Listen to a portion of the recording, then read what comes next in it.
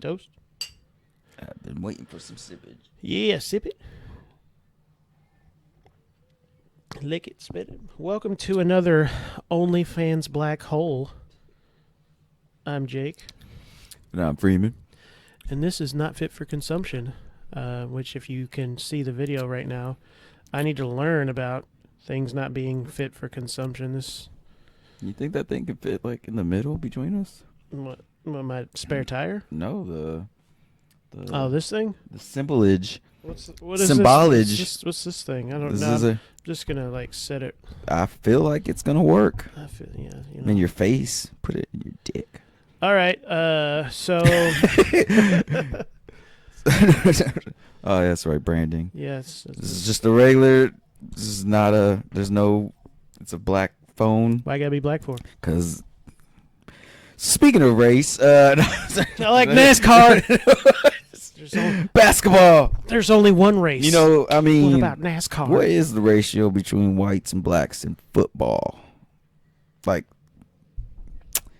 I don't have the statistics in front of me, but statistically speaking, I think the We're African about to see Americans are in the majority. yeah, I would say so. Yeah, I'm curious. I'm curious because I feel like maybe.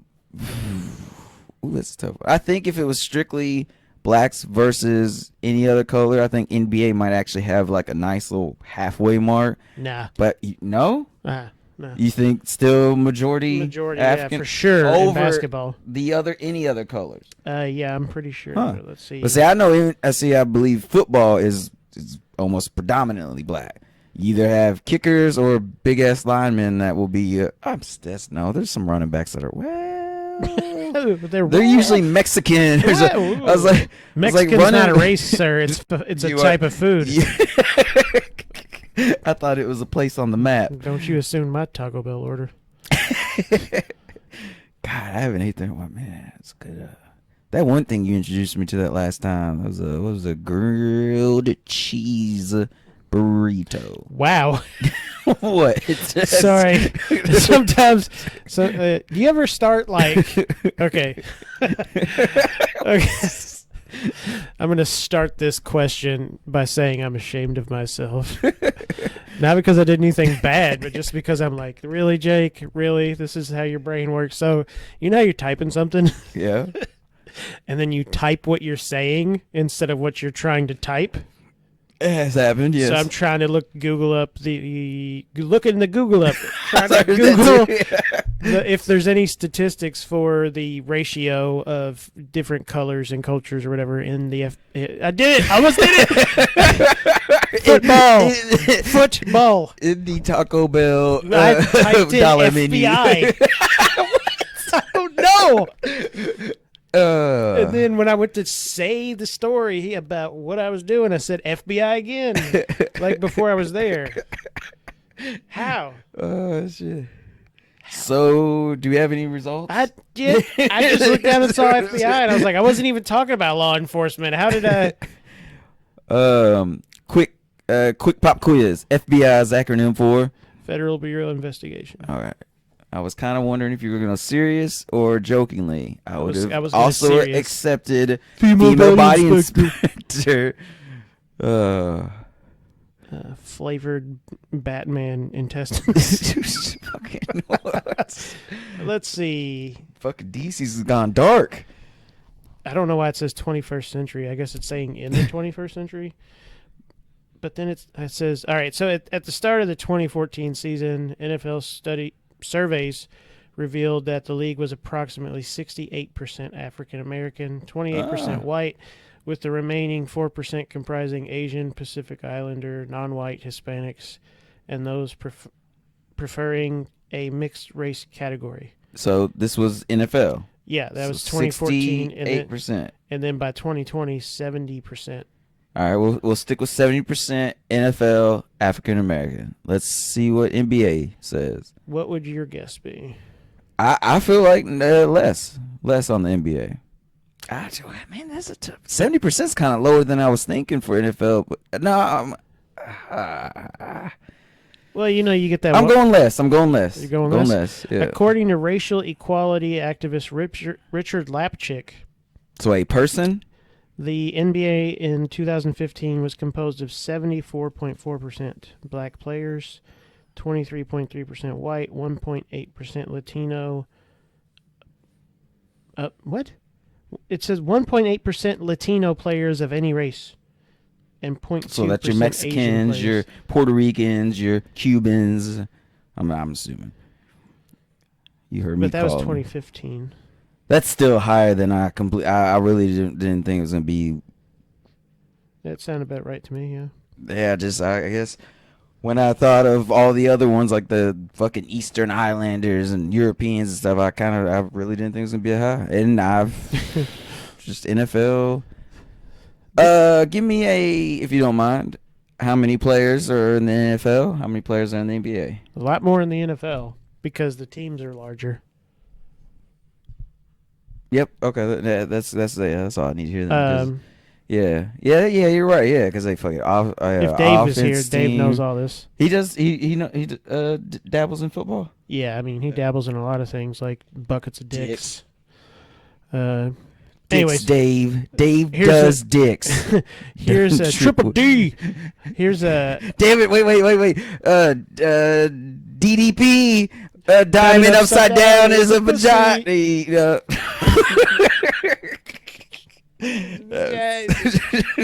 See, that was a good throwback. That was in the millennials, 90s. And then I was laughing because there's a question here. Jesus Christ, Earl. Stop sleeping so loud. The question on here, if I could just imagine, is if blacks are only 12% of the U.S. population, how come 80% of the NBA is black? Valley High School math. Right? Like, I was like, are you trying to do it? no, I'm just. It's a stupid question. Like, all right, so you're saying, all right, there's overwhelming that they're a minority, right? So how are they the majority in this smaller group? This smaller sub. All right, so I don't know. Maybe there's more athletes that are that. I mean, can you honest with me? Like how I'm gonna say late in the game. How long was it for you to realize that you were a minority more than blacks were in America? Did you ever even consider that? That's that. I've never even thought of it, honestly. Well, that's why I was wondering. Like, if you've ever crossed into that topic of discussion, I could see where that person's coming from. Then, because technically, I'm not the minority anymore. Caucasian white is the minority in America now. You can fact check me. Yes. Caucasian whites. Keep going. But is there any other non-Caucasian whites? Are there other whites? Are you fucking the crackers from the mountains of Caucasia? What about I guess the ones from Caucasia and Appalachia are a little bit different. Them fucking mountain oysters, bull testicle balls. But no, it does it. It came down to the point of America being a melting pot, and you've heard that since fucking social studies in elementary and stuff. But out of all that happening and all the immigrants and blah blah, just different people, it's more of a minority to be just a white person than it is of a person of color. So are you saying I don't just white, like purebred, or just mostly white? Why'd you bring the NASCAR accent out when you said it? I heard it. My brain was already turning left. I didn't say inbred. I said purebred. Well, that's more Kentucky. That's just why did my accent? I feel like my balls itch. Edit this out. Hopefully, if you could just put your date of birth in and let us know that we're not going to get in trouble. But I like your drink. So basically, holding position area. One thing that I will say, you can say that Caucasians are a minority in America, monotonous, but that's not technically correct. They are a major minority. Okay, I mean, yeah. Don't ask me why. I knew that was a thing. But what is? Let me see. And I guess I see what you're saying, but just so I can double back. Kind of weird. It was just in the oxymoron. sense of when a white person used to call people of color minorities. Like that's where it is not true anymore. But yeah, not to say that white people are minorities. Yeah, no, I get what you're saying. It was usually in that kind of argument, which really the only thing that word really has ever played its role is honestly the fucking equal opportunities Affirmative action. affirmative action, the EOE, equals opportunity. Yeah, what is the fucking other E? Equal opportunity Employer. Yes. It's hard for you to remember that. Wow. That was, I don't know, that was like fucking a crock pot of racism dashed with. How is that being racist? No, you weren't being racist. There was just racism involved. Ooh. I mean, right? Am I using that word? Why would you look at There's Jesus a stuff? fly. But no, yeah, racism, is that technically the act of what, harming because of race, or is racism honestly just like, hey, topic of discussion is race, so this is a class of racism? I mean, I'm sorry if I'm coming off stupid, but I feel like You're not coming off stupid. I'm You're coming off not. ignorant. Sure. You're acting like a real bitch. But yeah, is racism just the topic of discussion is about races, or It's funny. I'm looking it up, and it's like racism against whites. I'm like, calm down, Karen. It's just not fair. Fucking FBI, you're on a watch list, bro. It's just like, you're like looking at minority. You know, it makes sense. I've been wondering why this room's had such good lighting all of a sudden. I feel like I'm going to open the front door, and there's going to be like a hostage negotiator with lights. Yeah, they're like, all right, you suddenly was interested in the colors of the sports. We've been checking your Google history. Let's see. Racism, prejudice, discrimination, or antagonism directed against a person or people on the basis of their membership of a particular racial or ethnic group. Membership, yeah. I like that. Yeah, that makes me think of like, hey, I know you guys meet in the black meetings, right? It's like, oh, see you at the meeting. So like, you know how I like to do. Hey Google, what is the definition of membership?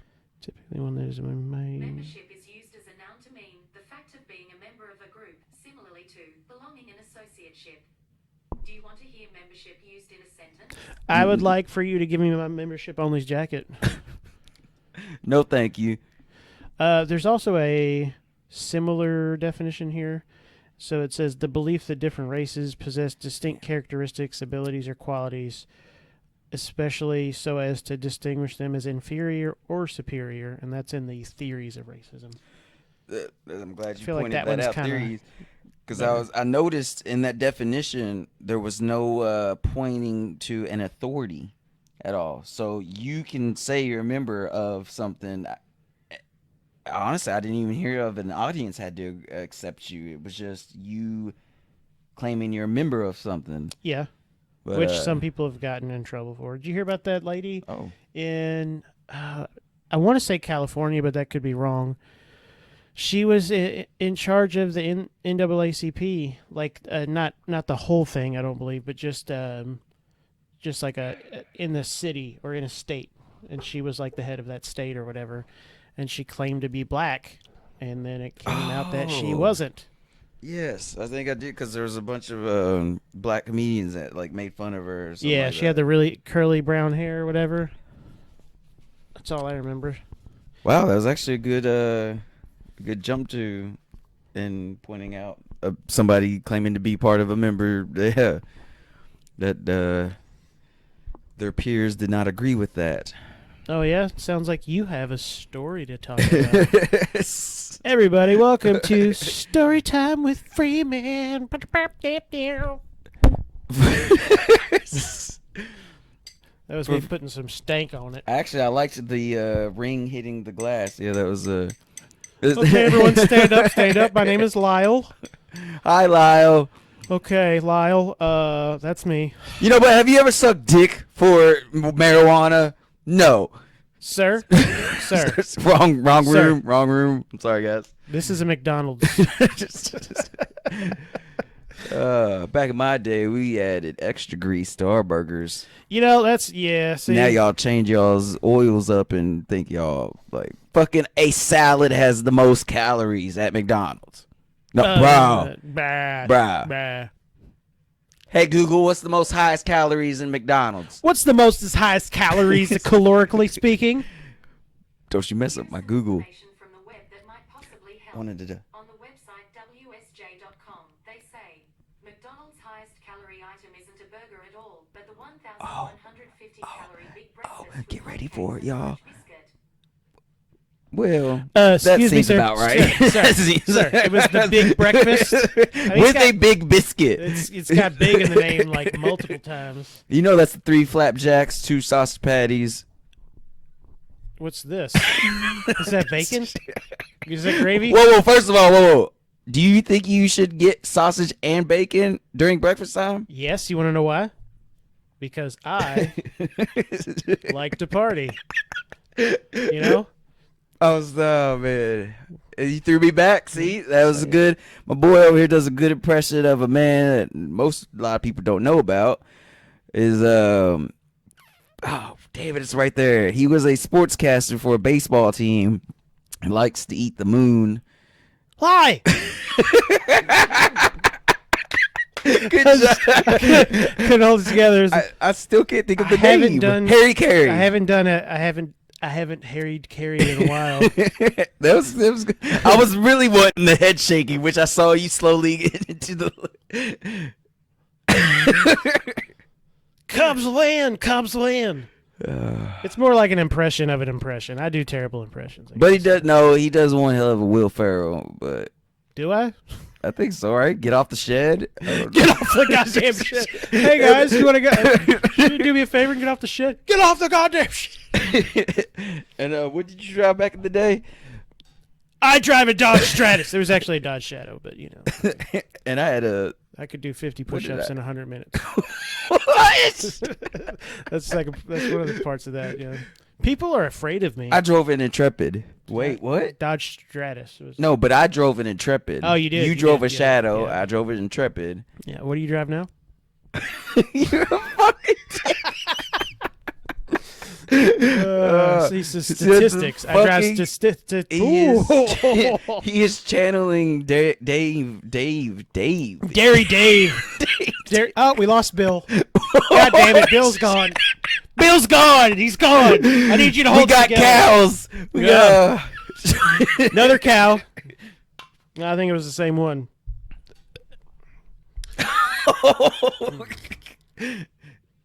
Don't snuff out the. Ooh, snuff. Oh, She's got the touch. Touch too much. yeah. So look at this. It took Get my it. man like fucking 17 years. I think that's good talk. 17 years, a Dodge Shadow, and fucking Sorry. classic rock to like get me to Classic listen to classic ooh. rock. New title for a porn. Title your sex tape when you get older? Classic cock. Continue. What were you saying? That's Sorry. a good. That's a that would be in the bargain bin Yeah, bargain bin, if bitches they still and had booties. DVDs. For real, show of hands. Who has a a VCR that plays VHSs and is hooked into number 3 or number 4 of a TV that doesn't use channels anymore because we all fucking stream live internet Oh, stuff. wait, I'm going off camera. You said show hands. You These are mine. I was So like, this one's cool. I write with it. You know, it's pretty. fucking know, lefty over here. If I was to, Amazon review it, sometimes it's not big. I like to say they're bitch hands, but Hey, bro, real quick though, check this out. If Mm-hmm. if your hand's bigger than your face, you might have cancer. you've been on WebMD. Damn it. I was on WebMD the other day looking up, some symptoms I have with my back because people who know me knows I have a bad back. And you know what I found out? If you tie your left shoe first, you got cancer. I was like, fuck. Dodged a bullet there. I don't tie my Did you shoes for at real all. legit? I was gonna say, did you legit know which shoe you tied first? Because It's my right one. I do have a problem. I have to put a sock on the same side as put my shoe on the same side. You're a That's usually- terrorist. that was Who does that? It's usually sock. no, not one at a I thought you just said you put your right sock on, you put your right shoe on. and then you put your left foot in and you shake it all about. Yeah, so do is the that what you do? hokey-pokey. No. What do you do? So if I start with my left side, I will go in and That's not a description. A description is like explaining shit. Your explanation was, I go in and come out. Yeah. I come out with shoes on, nigga. What? But, so, all right. So you would be a terrible witness in any investigation or trial. It'd be like, all right, Mr. Freeman, can you tell us what happened? Well, I was washing a dish, and there was a car accident outside. And I was like, I need to go outside and see what's going on, but it's been raining. My first thought was, fuck shoes. But then I was like, I'm going to put them on. So I grabbed my socks and my shoes, and yeah. What did you see when you got outside? I got outside, and shoes were on. Cut 2, talking to you guys. Cut to no, cut 2. Oh, man. But no, for real, because I know it's gonna drive people crazy. I put my left sock on, my right sock on, my left shoe on, my right shoe on. You know, if you wanted to live dangerous, here's a question. All right, think about this. Left sock, bam. Right sock, bam. Right shoe. So you go right shoe? No, it should be that, but no, that's what I freak out. Like it has to be in an order. That's the closest I realized either OCD or autism, because I know autistic people they have a certain order about things, and that's more the OCD thing. There's another term. It's not autism though. No, seriously, autistic children. No, I'm not denying that. I'm just saying. You went from like oh yeah, I see what you're saying. I either have OCD or I'm autistic. Got you. But I honestly I've believed that I was on the spectrum, but the spectrum is a a lot of lights? It's I don't know, man. I had Spectrum last year and their cable service was terrible. Called them once and was like, "Is there an outage?" And they were like, do we know you? We were checking the computer, and yeah. You should ask them. Is it plugged in? Is it turned on? Is the modem? Have you ever seen the South Park? The internet power went down. No, this is actually pretty legit. So like one big router, and there was like only one place you can go to see the internet. You could only see it for 5 minutes, and of course there was a huge jerk off line. Randy had to get up in that. Oh yeah, Randy. I'm sorry, I thought this was America. Yeah, 5 minutes and stuff, and fucking Stan just goes to the big ass router and he just unplugs it.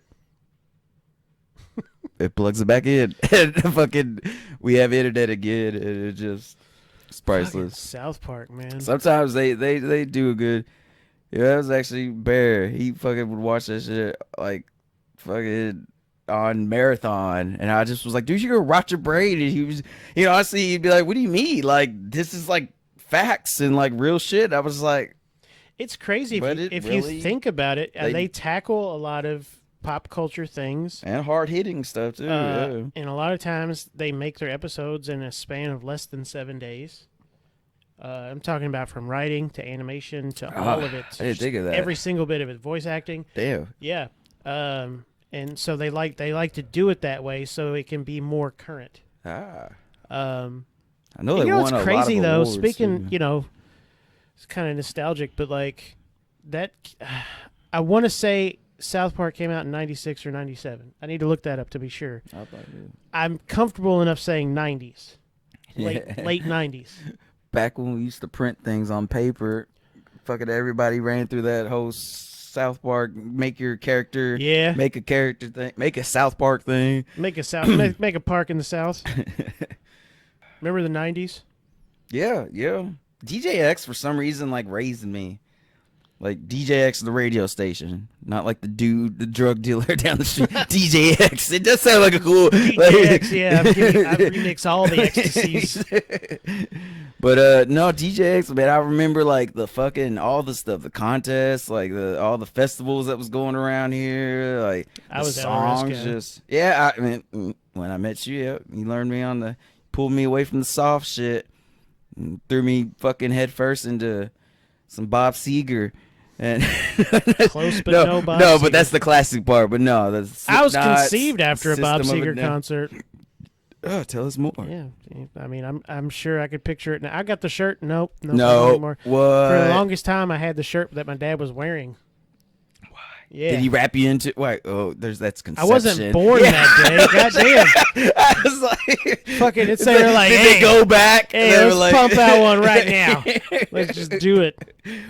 Why'd they have to sound? Oh, they were I like don't know, young they and were in young. their prime back then. They were young. They're back Your there. dad back then was doing. No, I'm He was serious. like, "Come on, Deborah." I wonder. No, fucking Dad, riding T-Rexes and fucking.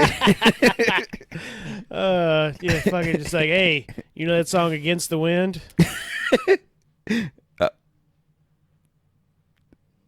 I thought you would be like, one time I was back there with Seeger and I farted and he was like, I got a song. Fuck it. Yeah. They like to tell me that. Hey, you know, I came back from Korea, and you were born 9 months later. I'm like, I can believe that. How long were you gone before? And he was like, I can't remember. It's like 6 months or a year or two or something. But yeah, it's crazy. I got one for you. On that note, have you ever heard of Ghetto Twins? I have questions. Crystal taught me this. No, actually, no. My Hannah, Whitey. I fucking love that I call her Whitey. She's like, dude, we're the same mix. But she told me Ghetto Twins is is when you have a kid, you conceive a kid directly after having a kid. So you didn't listen to the doctor at all. They, you know. I've never heard that before. Yeah, I mean, I don't know if you've ever heard that part from a doctor, but no, yeah, after you have a baby, they straight up tell you, don't you fucking go near that vagina. For 6 weeks. Yeah. Well, when you disobey that, one, there's highly susceptible to breed again, so it's like really easy for actual conception, and then they call it Ghetto Twins because I didn't have that problem because when Maddie was born, me and Lizzie were split up like 6 months later, and then when Lila was born, me and Jackie were married. So. Well, what about no? But what about you and Dave? No, you and Dave are a year or so apart, right? Yeah. Well, Why would that matter? well, that's what I was talking about. Oh, you're Our talking- parents. sorry. And I on thought that, you were talking about Dave. No, you're talking about my brother Dave. We're Oh. 2 years apart. You said, why did that? I was like, wait, Dave's you my didn't- friend. You What's didn't that know have to- your mom like slept with another guy. That would have been the way to do it. Speaking of weird shit. Speaking of weird Let shit. me finish the Ghetto Twins part. Real Go quick. ahead. Go ahead. I didn't know this, but Mom and Nani are Ghetto Twins. I was not. They're both born in Puerto Rico, and I didn't know that was that close together. But yeah, fun fact about my family that you all don't know about. But weird fact. My weird fact was so hanging out at the wet spot, my parents' bar in their house, and you know, Dad gets to drinking and he gets to telling stories or just unlocking and removing his filter, which is only halfway on typically as is. But I remember sitting back there one of the many nights, and he was like, "Yeah, you know your mom's first 3 boyfriends were named Jimmy." My dad's name is James or Jimmy, or she calls him she Jimmy. calls him Yeah, Jimmy, but he's like official. when he works, he goes by when he used to work, he'd go by James. So yeah, I was like, "Oh, that's kind of a fun fact, right? Fun fact for you." And he was like, "Yeah." So she never had to worry about yelling the wrong name. And I was like, "Oh, so It took a turn. That's a thing right We there." need to call it. We need to call it like Jimmy Fundamentals or Jimmy. No, I don't wanna Jimmy call him Jams. fundamental. Jimmy Jams. Call him the Jim Jams. But no, like that's what. Whenever he has some actual wisdom that like just goes fuck. Like He gets I mean, you know, he gets a little drunk and hi Dad. He gets a little drunk and then I remember I was sitting at the kitchen, the table in the kitchen the last time we were over there drinking, and he was, what was it T-Rex? It was the T-Rex. T-Rex was What the were bomb. we But talking about though? I mean, I don't want to put his stuff out there, but he was telling us about certain materials that he had fun with. No, I know the- that, but you and I were talking about something. Oh fuck! I was in his conversation. For some reason, like for some reason, I feel like we were talking about beavers or some animal, something, right? okay. And then Dad was like, "Yeah, that's the same thing with the T-Rex. You got to be still or they see you." Oh, You remember that talking is about- sounding like You and I were having a totally like Think we were talking- conversation without him. it might have been about bears and that how like the whole stay laying dead thing is not a real thing. Yeah, like we were having it a was legit like- conversation, like- and then Dad was just like over here talking to somebody. He goes, "Oh yeah, that's the thing about T-Rexes." Why do I though? When I think about the T-Rex part, I feel like he was talking about in reference to the small arms or something like that, or they have a big head and small hands, or I don't know. I swear, Yeah, like it had he something was- to do with that. He was so far out but man, in like left field.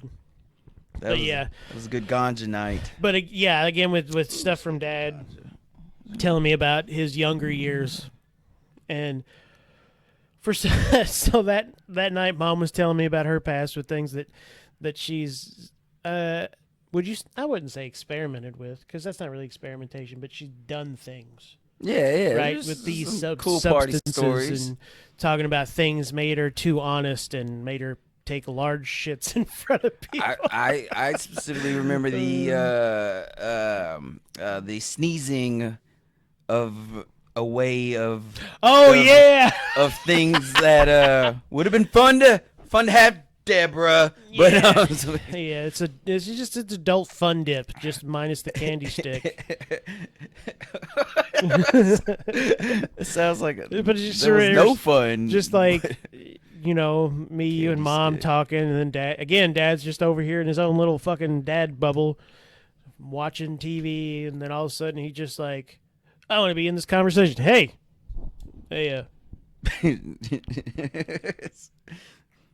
you know I did cocaine, right? Back in the day when I was younger. Yeah, fucking devil's Yeah. dandruff. yeah. He's like, yeah, okay. Hey, I did acid a few times. Refrigerator was gonna eat me. Shit was crazy. Blades of grass were breathing. That's why I didn't want to do drugs. Yeah, it makes sense. I mean, I was in the Dare to Care. Nope, not Dare to Care. I was in the Dare program. Why does Dare to Care is It's one of the not anything to slogans? do with drugs. It's like food drive. I know Dare was drug abuse resistance education. I fucking killed that. Yeah. Fact check that because I think I might have. No. It sounds about right. No, I want to leave it. And I just want to go. You let him down. Shut the fuck up. No, for real. It's interesting. Like you're an only child, right? Yeah. Well, No, yeah. yeah. Well, I'm the youngest of three, and it's just interesting because, Baby. you know, I've got I'm the only one with a college degree out of my brothers. Suck on that, Dave. Kevin, your GED from prison doesn't count. But That hard knock life, you know. but no, it is interesting because how similar we are in some I don't know if you want to say deep ways, but then how totally different we are. It's weird because like Same differences. right. So it's definitely oxymoronic, but so like hanging around my brother Dave and just being like he's so fucking like out there and his sense of style and his sense of self. Obviously, this is me saying it totally from the outside, but just it's always been kind of cool. But that when Dave was in high school, he had some issues with like people I don't want to say bullying him because that makes him sound like a bitch, and Dave is not that No, at all. no. But he did have issues with fucking people being dicks and not dicks enough for him to punch. But I still remember that time I was hanging out with you, then I came home, and he was home. He was visiting home during the summer when he was in college. And I walked back because Mom and Dad were in bed, and it was like early. So I was like, why the fuck are they in bed? And I had been hanging out with you. I walked down the hallway because Dave's light was on, and he's fucking sitting there, and he's got this giant wound on his knee. And I just like kind of like knock on. I'm like, I was like, what the fuck happened to your knee? And some dude just kind of popped off at the mouth at Mom, and Dave was like, I'm going to defend her honor. Sounds dead. And he fucking drop kicked this dude in his chest in a parking lot, like literally 2 feet. But when he landed on a bottle and it cut his leg open. But dude's name was Elvis. Yeah. And the guy slapped my mom is what happened. Oh, shit. And then Dave was just like, motherfucker. But yeah, but it's interesting how Dave likes to experiment. I actually talked to him about this recently, and we talked specifically about Dare, which is kind of funny that you mentioned it. He actually declined taking it wasn't a class, but he declined joining the program, and I asked him why, and he said, because I knew I was interested in trying drugs. I'm like, in elementary school? What the fuck? But like I went through Dare, and again, I know it's a joke. It's not like I'm saying this originally. I'm not that clever, but the fact they definitely overhyped the amount of times people would offer us drugs for free in dark parking lots and stuff. It's like, and you never paid for drugs, not once. But so I only had one guy. I had one guy that was that character though. yeah. Yes, it is Stephen Brown.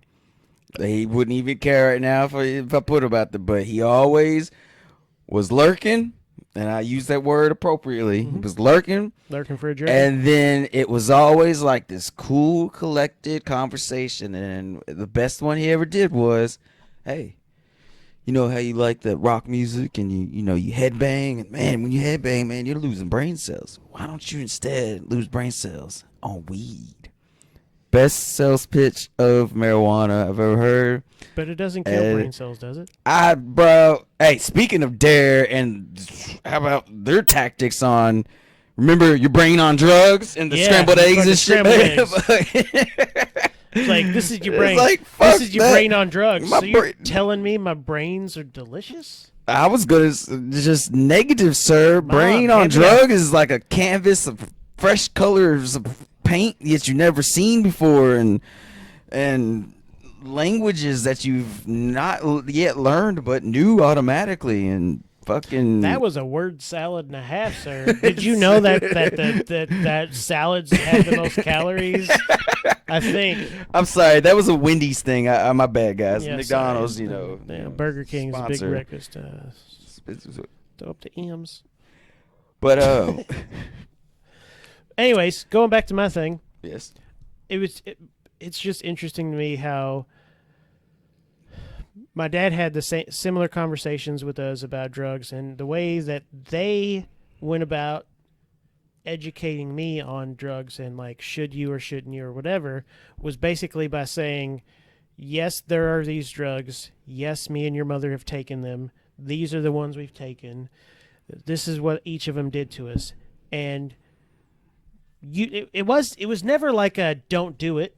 right. It was kind of implied, but I feel like was it though? Was it? It yeah. was more implied. I really feel like they took the stance of, I don't want to say don't do drugs because I have done them, but you probably should not.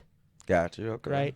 So it's like, but instead of just saying don't do drugs, we're going to say, hey, you might be curious in trying these things when you get older, but these are the things that happened when we did it, and we had this go on. And that, I'm not going to put all of it out there. Right. But that was the thing that stuck with me for so long, and it's funny because I've actually done LSD. um, two or three times now. Granted, very small doses. Um, and that was the one where Dad told me he was laying in his. He did a bunch, and he was laying in his room as a teenager. 70s were amazing. Yeah, and his mini fridge scooted across the floor at him, and he wanted to eat him. So he left the house, and he went out in the front yard, and he laid down in the grass under the tree in the front yard. And he said he looked over, and he could see the blades of grass breathing, like inhaling and exhaling. And young me was like, I don't want that. That ain't the one, man. But then when I did it, granted, again, it was smaller doses, did it, and then went on a walk through the woods, and like had energy. It was kind of like an annoying amount of energy. Yeah. Okay. Like I just kind of felt jittery. It actually reduced a lot of my pain, which was kind of cool. And it wasn't until I left the woods that I saw my first. I wouldn't say it wasn't a hallucination, but I remember coming out and then just being like, "Why does the sunlight look that way?" And the only way I can describe it is like, if you honestly, the color palette that you know to yourself, what? And I want to see automatically. I want to say, what type of orange would you say you saw? But that right there is me, fucking inceptioning that color. But in all honesty, what name could you say? And even I might just go as far as, if you don't know the name of the color, maybe a comparison. But I am curious because I don't know if you've ever got to meet a colorblind person before, but it is wild. no, Just the difference in what we see. Then no, I can't hear myself. By the way, I was watching it. no, I know. So the best way I can describe it, and it's granted it's a drug, right? So duh. You explain things to somebody who's sober who hadn't experienced it, it's going to sound nonsensical. The best way I can describe it was like I had sunglasses on, Okay. but the light was still bright, but it was like bright without the. See, it's just really hard to describe. That's because like it was like it was a bright sunny day out, but my eyes didn't notice that it was bright.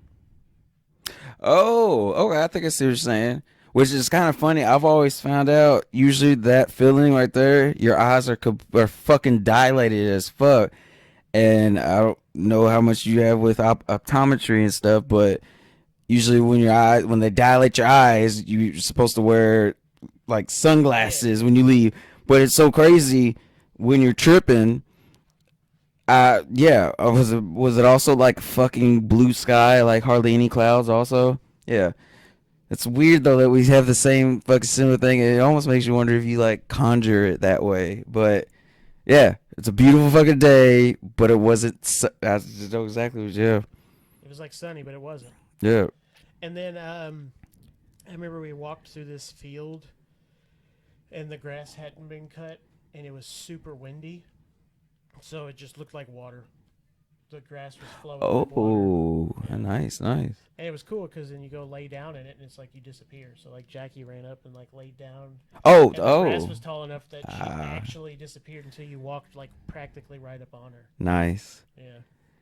See, so it's so funny, and this is two cuts of the same cloth.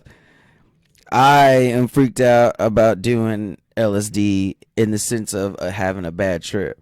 However, I've done shrooms multiple times, and it's funny when you were recapping what your dad experienced.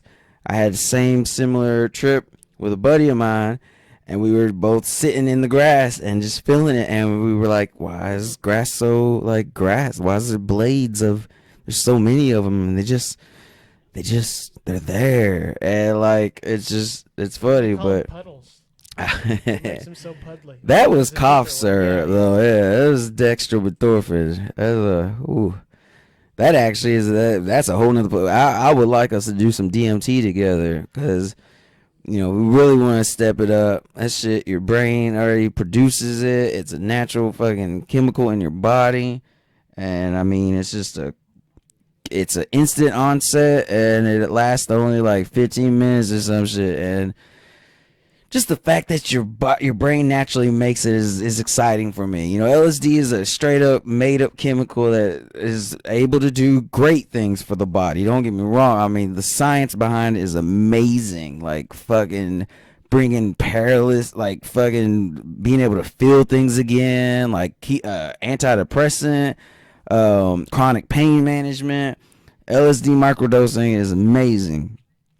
But freaking the fact that DMT is like naturally produced from your body is just exciting. Like psilocybin is also just a chemical, but it's naturally made. That is kind of why I think I went that route over acid.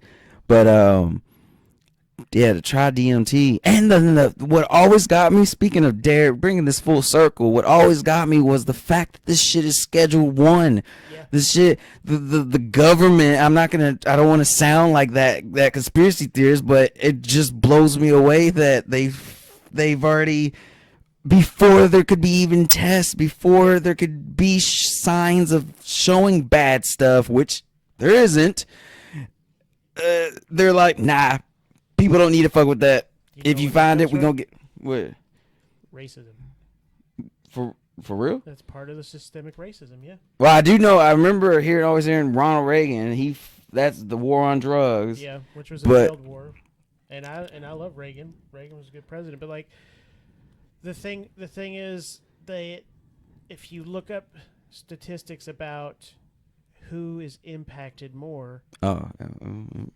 African Americans are disproportionately affected by drug laws, like crazy amounts, and like you see it all the time. It'll be 2 different headlines.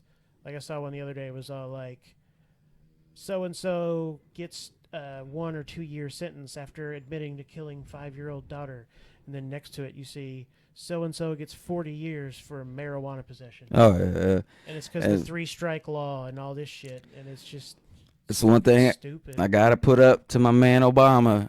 That man started a good thing. I've noticed Trump did a little bit there too, but Obama started it. The whole pardons for non-violent drug offenders. Like that was word. That was word.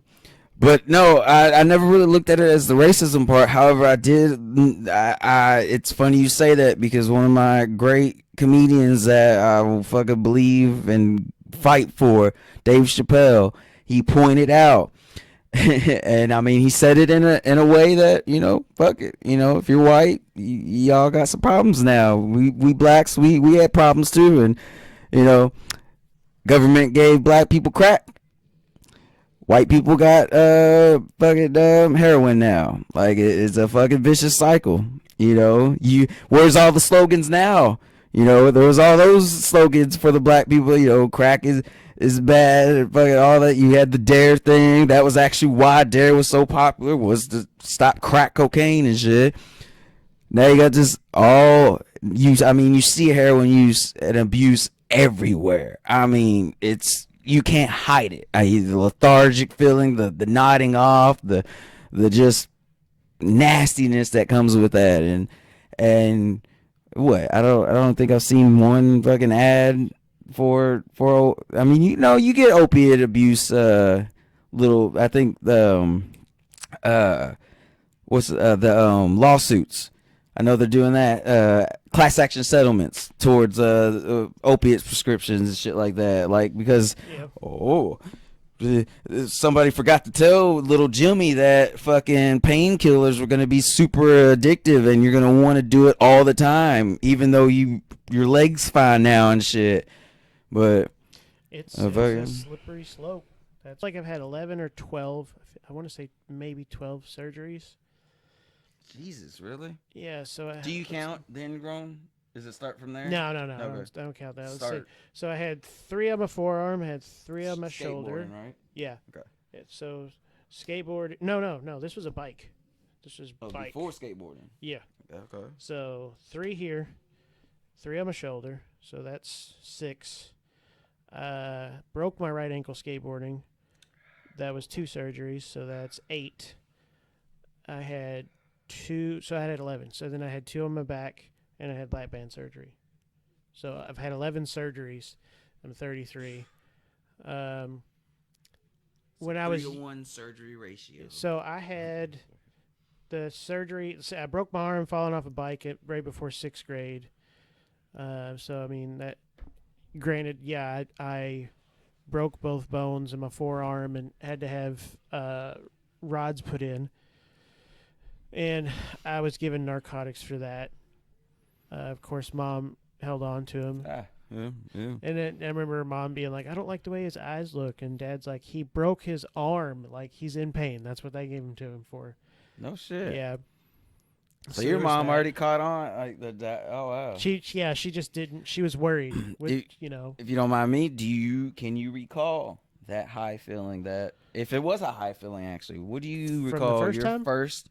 And I'm assuming we're talking about opiates. I don't a- remember actually for my arm. Fucking Valium, Vicodin, lower tab, that kind of stuff. I feel like so. Honestly, I feel like when I broke my arm, they might have just given me Tylenol 3. Is that the one? Does it have codeine? That has codeine in it. Yes. Okay, so I think so I think that I just had. it does sound about Tylenol right. 3. They were putting those out left and right for Yeah, a yeah. while there. So and that was right before 6th grade. So Wow, 98. you were a 5th grader doing codeine. yeah. Give me that styrofoam cup. No, that's not Yeah. a joke. That is So, exactly the same stuff. I actually don't really recall what that did. I do recall the second time around. So I broke my ankle on a skateboard the day after Christmas because I'm smart. Did you get the skateboard for Christmas? I did. Smart. That was good stuff.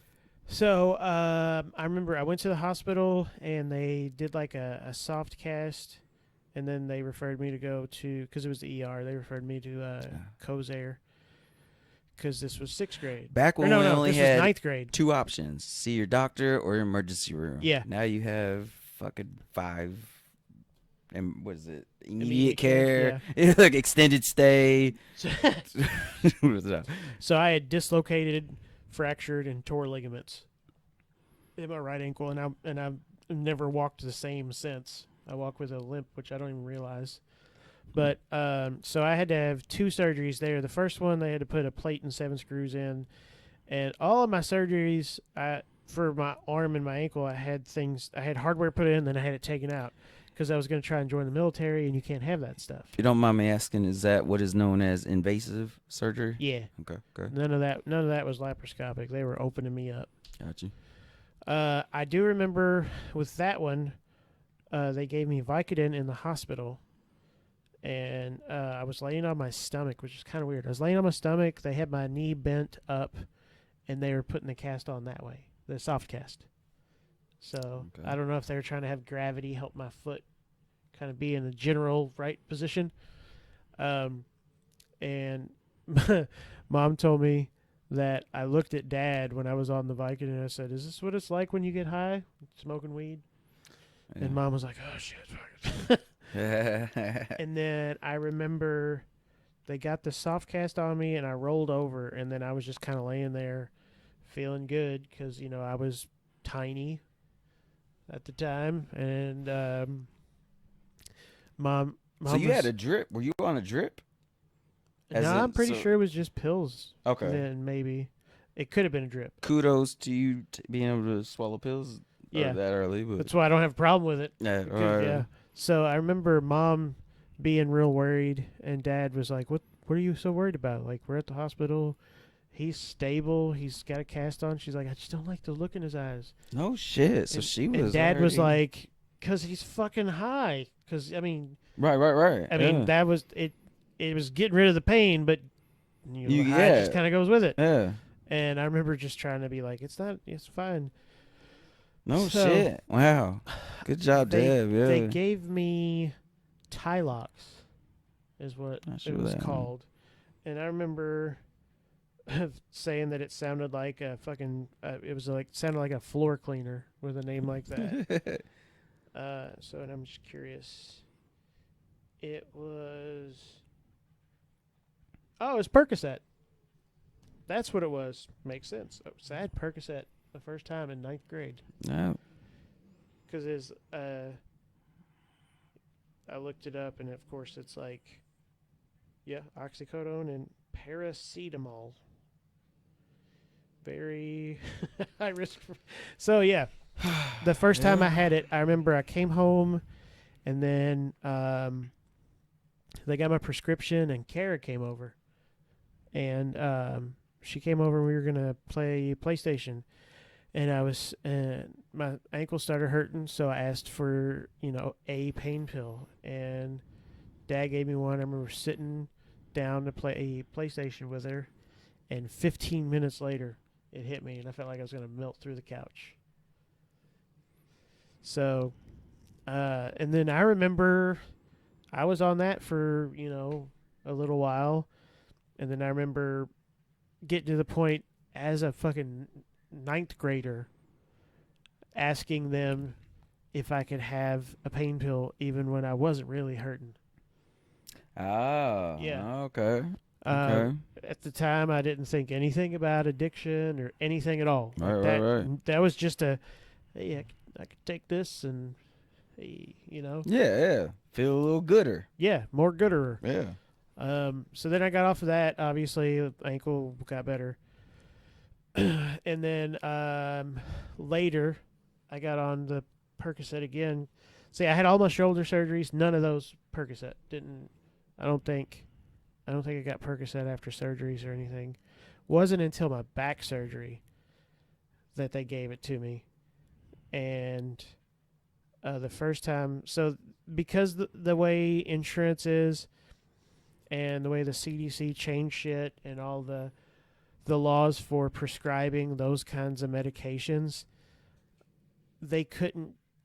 insurance wouldn't pay for a 1-month supply of the medication. Okay. Even if you're going through pain management, it didn't matter. They would only give you a 1-week supply. So if pain management was like, here's a 1-month supply, and then insurance is like, we'll only pay for 7 days, you can take the 7-day prescription that they give you and then lose the rest of the month, or you'd have to pay for the 1 month out of your pocket. So then Holy shit. yeah, so then we worked it out where they were going to give me refills every 7 days. So insurance would cover it, Okay. and I would still get it, but it was constantly having a refill once a week, which sucked. Right. So I had surgery in December. 1 week after surgery was Christmas Eve.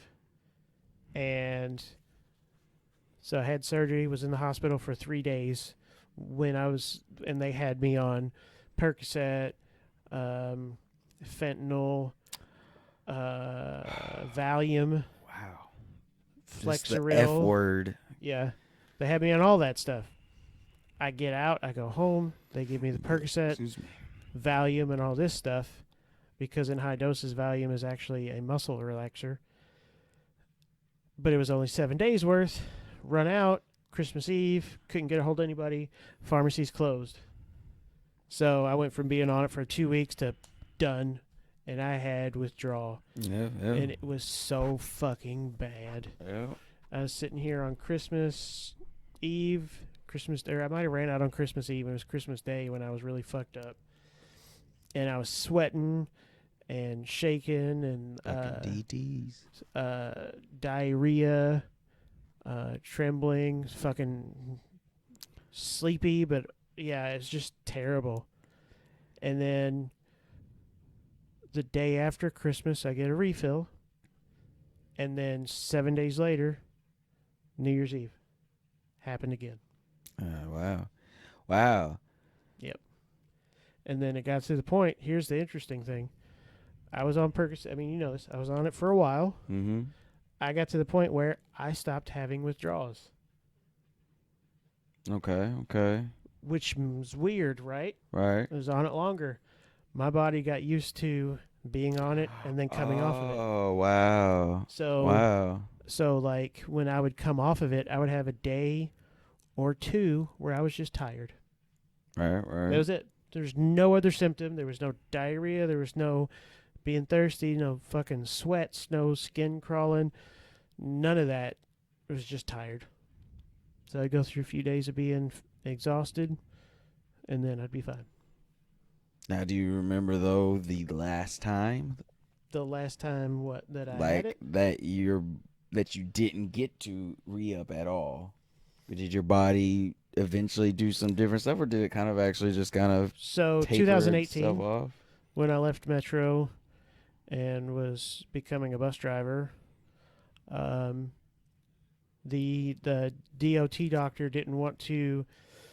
He didn't want to approve me my physical card or my medical card because I was on Percocet 10s and Flexeril and one other medication I can't remember. And he was like, "You can't be on any of these." So it was like, you can either stop taking them and I'll clear you to drive a bus, or keep taking them. And I called pain management and was like, "I'm done. Take me off of it." And I took a lot of fucking going back and forth, and then to get them a letter saying that they weren't going to prescribe it to me anymore. Yeah, but then no, that actually wasn't. I was on Norco. I was on hydrocodone for that. Then I went to work and then had a back surgery while I was working with. Gotcha. Yeah, so I was on hydrocodone for my shoulder, but then it was like back surgery, came back to work, and I had to stop taking it because after recovering and stuff, they were like, "All right," doctor said you can go back to work. So then you go in to see the DOT doctor, and then he drug tests you, obviously, Mm. and then you have to explain the situation. So I had to come off of him again. But the last time I took him would have been earlier this year, because my last back surgery was October of last year. So it Oh, was so like, wow, almost a year. Yeah. A year is gone. so Which successful surgeries, by the way? For people that don't know, I don't know actually your pain range after having a successful surgery, having shit put into your body, on your spine. well, I still But need the fusion for my lumbar to where my spine connects to my I almost want to say coccyx. your butt, Into I was gonna my say, look, I hips. almost said butthole. Your tailbone. Yeah, you know, So- that back there, because it's slid forward. So, and I've got, so you've got Have these. you ever actually fell on your ass? Yeah. Yeah, this is no joke. So, like at the back of your spine, you've got these. They call them spinal processes that come out, and it or sticks. processes. It sticks out, and then it's got some kind of bulges off to the left and the right. And in my lower back, from where it's curving too much, they've bumped into each other and they've snapped off, and they're just kind of still in the area, but they're not attached to anything. And my spine is sliding forward, and it's like hey, just deal with it until it gets too bad, and then we'll fuse that too. Ah, okay. And then I'll basically be fused from like my hips all the way up to just past my shoulder blades. So, if you don't mind me asking, yeah, your basic pain scale 1 to 10 on daily, are you there anywhere, or So like something had to happen to? if I let's say I'm off work and I get a decent night's sleep, I wake up and I'm in pain already. Okay, what is that? I'd On the say depending on how well I slept, it could be anywhere from a 3 to a 5. Oh wow. And then if I go do anything, even if it's just cutting grass, even though it's a riding mower, or if I shoot basketball or whatever, then that goes up to about a 7. And then what really sucks is the issue I have with my Ehlers-Danlos, where I'm hypermobile. So when I shot basketball Thursday, for the next few days, I could feel every ligament in my feet. Ooh, wow. Every little thing that moves in my feet, and all the little bones in my hand that's sore. Right. And so like when you grab anything, it hurts. So then it's elevated, riding the new bike, a bicycle, not a motorcycle. Figured that would help. But riding the bike, fucking back hurts. Stopping at your house earlier and just hitting a heavy bag. Oh shit! Back hurts. How's your hands though? They're actually fine. I can feel it in my wrist. Good. Yeah. But yeah, so it's just anything that I do. Cooking hurts. Really? Yeah, like the other day, Ainsley came in the kitchen and I was making dinner and she was like, "Why are you wearing shoes?" I said, "Because it helps keep my back from hurting at least a little bit, because it's not just bare feet on tile floor." So yeah, you go from being this young, like granted, I had surgeries even when I was a kid, but one day you just wake up and you go pick something up off the ground and you pick it up like an old person.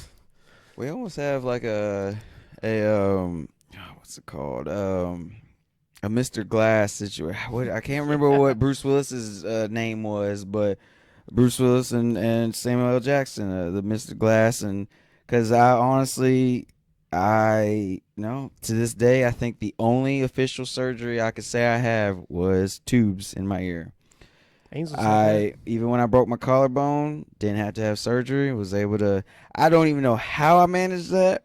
Maybe that's why you're able to see it, look back. Because I had multiple sexual partners, and bitches do not care if you are in a fucking sling.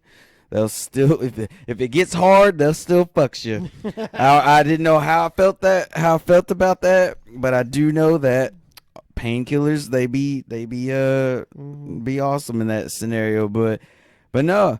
That's just funny. Best friends over here, and I think you said 11, or did you say 7? 11 surgeries, and it's funny. I remember you thinking back to being teenagers. I remember having surgery on my right ankle. I feel like let's see, it had to have been. So I lost my virginity in 10th grade. So I'm wondering if it was my first surgery or my second. Losing virginity. Because I'm like, all right. So basically, I have a memory where Did I hear memory for some reason? Where Kara and I had sex. So I'm like, and then he had to get his tubes tied. So that was his first surgery. Okay, it makes sense. Yeah, because when I broke my ankle, it was in 9th grade, but it was Christmas break of 9th grade, right? Okay. So there would have been some time there or whatever, but I remember me and Kara doing things, and I had 23 staples in my right leg. Ooh. From where I had surgery, and I'm pretty sure I don't think. So wait, are you saying you lost your virginity while injured, or in rehabilitation of an injury? I guess so. Yeah, it's crazy because me and my memory, I remember a lot of shit. But I just remember the futon, on a futon for that matter too. And yeah, it's fucking staples and. Woo. Yeah, I see it. The teenage sexual drive is a beast. I need a piss break. I was gonna ask you about that. Okay, guys, hold that thought. To you, it'll just be like a second, but to us, it'll be like an hour. Because we got. I need help because my doctor says I can't lift anything heavy. Bring in the come-alongs. Talk about come-along. Come-alongs. Brought to you by Come-alongs. Yes. It's that friend that just wants to come along there. From Custom Dongs. So if you put in just Claxton or just Jake, just Jake. That's fourth letters, fourth coming of the. Just Jake. Input just Jake and you'll get 11% off. Go to Walgreens, put in just Jake, and you'll get 20% off of your next laxative. Shit on dicks is no fun for anyone. So I have a history of, you know, medical history. It's like a CVS receipt. You know, it just keeps going. CVS receipt. But so, you know, from all the way back when I was in the summer between 5th and 6th grade, and then the Christmas break of 9th grade, and then the shoulder stuff, and then the back stuff, and then the butt stuff. I don't really think that I have. I don't know if this is the way you could say it, but I don't really think I have an addictive personality. Oh. If you look at my behaviors or whatever, like I don't need to drink. I like to drink, but I don't need it. You know, I've had times where I've went months without drinking. If you don't mind me asking, do you believe is an addictive personality, could that be a predisposition? It could be a predisposito. That is true. Did I say it right though? You said, Does it- yeah, you said it right. You said it right. It's an inside Every time I joke. say it, I think it's like a freaking lawyer's term, a disposition. It could be predisposed. Yeah, you're thinking deposition. By the way. Deposition. I've been in a few of those. So I don't know if addictive personality is a thing scientifically. That's why I was curious. I don't know if it's something that you can prove whether or not it's a thing, but it's just the easiest way to describe what I'm getting at. Oh, So yeah. like, you know, I don't I just smoke cigarettes. I don't smoke weed. I don't, you know, there's not a repetitive thing that I do. Yeah, I have bourbon often, but it's not, you know what I mean? Like, I don't yeah. get drunk. Like, I can get drunk if I drink enough, but I don't typically drink enough to get drunk. And usually it's for pain relief, but or nightcap, like kind of thing. that too. But then, you know, I was on hydrocodone for a while, hydrocodone for a while for my shoulders. You know, there was 3 surgeries in 3 years. So that's 3 years of being on it and then getting off of it. And then I had 6 surgeries in 6 years. So, I mean, if that doesn't tell you anything. Yeah. So I didn't get to a point. Granted, I had the 2 instances of withdrawal after my first back surgery. And then I figured out the system and the way it worked, and I figured out how to plan ahead if there was like a holiday coming up, or maybe I was going to run out on a Sunday when my doctor's office is closed. So I found out ways like to think ahead instead of just taking it when I needed it. But there were definitely times when I would take it not because I was in pain, but because I was in a bad mindset.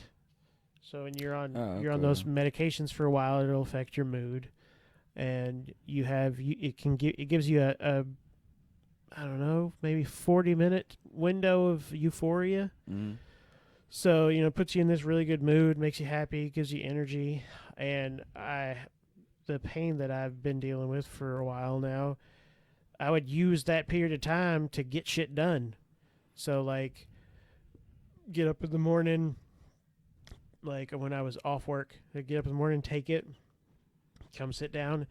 It would kick in, and then I'd get up and I'd do a few chores around the house, make breakfast, sit down, and then right as it was going away, the euphoria was going away, I had done shit, and then I'd just relax.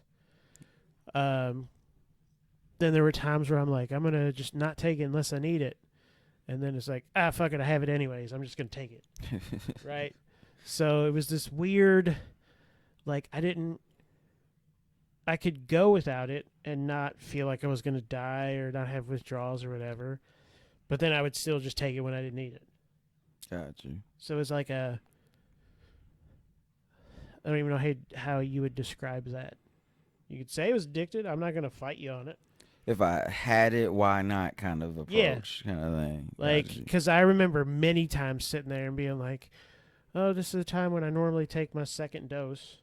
Because I was taking it 3 times a day. So morning, so just think, get up in the morning around 5 o'clock-ish, and then, late at nightish, like after work, Gotcha. right? So there would be times when I'm like, you know what, I'm not really hurting. Maybe I can just hold off and not have this, and then I have extra for if I do something. Because there were plenty of times where I would get up, take my medicine, and then I'd be like, all right, I'm going to go cut the grass when I was in that euphoria, like energy. Mm. And then I'd finish, and my body was like, you should not have done that. So then you take one extra on your midday dose. Yeah. Okay, I see. So it's this weird thing. There were times where I'd run out early, or I would get, they would fill the prescription, and then I wouldn't be able to get it for like a day or two. Gotcha. So then I would have a day or two of extra. Because they were like, hey, we filled it on the 20th. Yeah, you picked it up on the 22nd. But we can refill it again on the 20th. Oh, wow. Right. So there was it was like a dance with it kind of thing. But, and whenever I had my first back issue, when I went to the emergency room, it was just when my, one of my vertebrae just collapsed and pinched on a nerve. Mm. And I took, I think 4 Norco 10s because it was hurting so bad, and we had to drive up to the hospital. Norco 10s. And I remember walking out the driveway and then being in the middle of the intersection here because I didn't want Jackie to have to pull up the bump at the end of the driveway. Oh. I didn't want her to have to like back out with me in it. Oh. So I was just standing in the middle of the street like, hopefully nobody needs to come through here because I'm not moving. And then I remember we were on our way to the hospital, and all of them kicked in, and I felt fine. And she was like, do you still want to go? I'm like, I had to take 4 Norco 10s to get to this point, so yeah, we're going.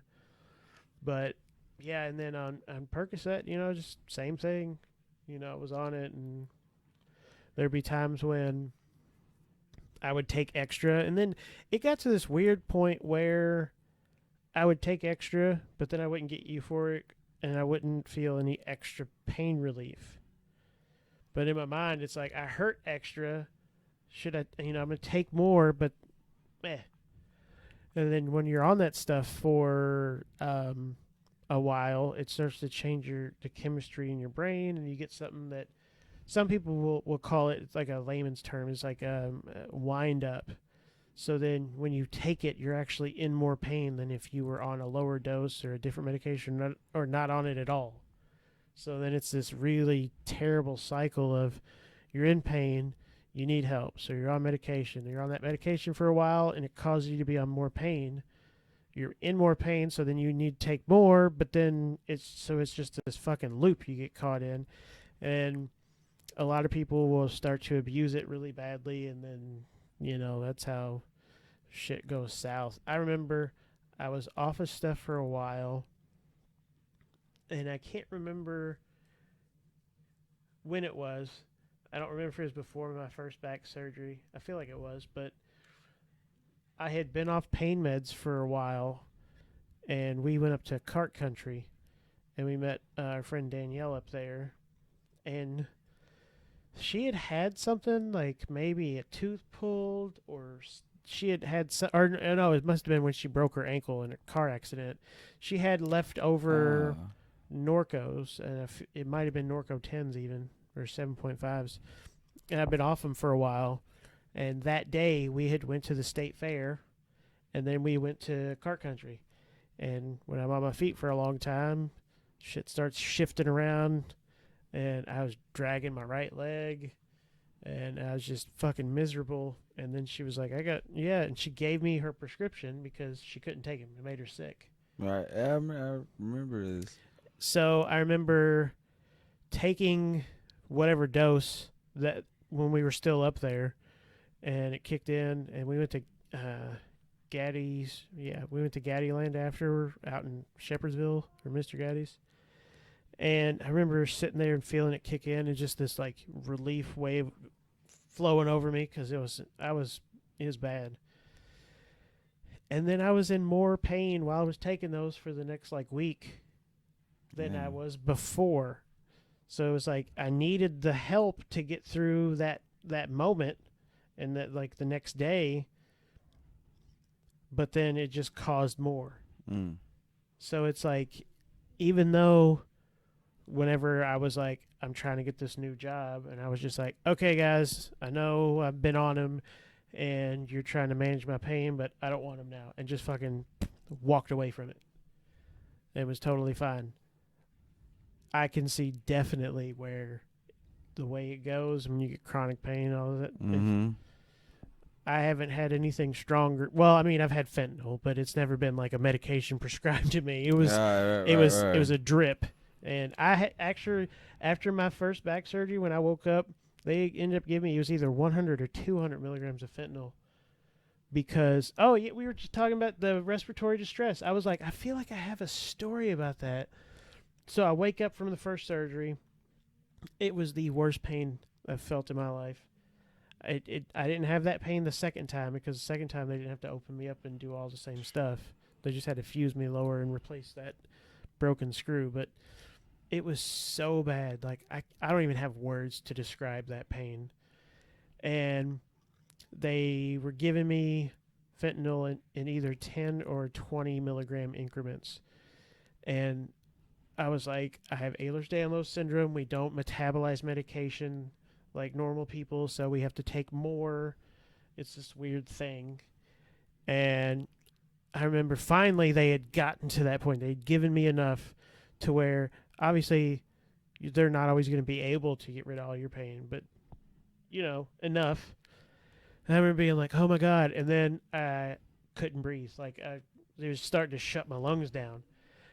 And I remember just being like, and they were like, are you okay? And I was like, I'm having a hard time breathing. Just fucking stuck oxygen on me. And it took a little while to come out of that. So, good times. Think of that. You wake up, worst pain you felt in your life, and you're not around any of your loved ones because you're obviously recovering from surgery. And they're like, do you get all this shit? And you're like, okay, I don't feel like I'm going to die now. I don't know how to breathe now. Yeah, respiratory depression shit. That's the best way I can explain it. It was just my lungs felt like, how do you breathe? Yeah. It was fucking scary as fuck. And what's even crazier is that happened to me at least while I was alert. Fucking people get even higher doses and nod off, go into like sleep and have respiratory depression in their sleep and just not wake up again. And it's just scary. Like, yeah, it's just funny how you talk about the metabolism and stuff. It's this whole other range of people that can't even take like a 5, and they feel like they just they don't like how it makes them feel, and their heads all like, and it's just like, oh my God. And sometimes I feel like that World War II veteran that's got the PTSD from battle, and you're like talking to somebody, and it's like, oh, I got in a car accident, and I'm scared now. It's like the same. It's like the extremes. Like you get those people that can't take like the lowest of the low narcotic pain med, and they're like, oh, it just makes me sick. And I remember giving Jackie a Flexeril, and she was like, hey, your back's hurting. You want a Flexeril? And she's like, no, I'd rather not die tonight. I was like, what do you mean? And she's like, I can't wake up. And I'm like, I'll fucking take 3 of those a day and go about my business. I can't wake up. Yeah, I mean, when I was on the fucking 15 milligrams of Valium, and I was taking Valium twice a day, and then the Percocet, I was taking 2 Percocet 10s 3 times a day, and Flexeril, and I was, other than recovering from back surgery, I was mentally fully functional. Alert. Yeah. And you fucking scrape off a little bit off of a pill and give it to somebody, and they're like, oops, done. And I'm just like, pansy. Yeah, that's what was crazy about going. Yeah, you got your tabs, your tab 10s, your narco 10s, but then people jumped up there to the Oxy 80s, and some people, they would get an 80 and they would cut in different pieces, just smaller pieces, and the other was like, oh fuck, that's what I need to take to even feel any. Yeah.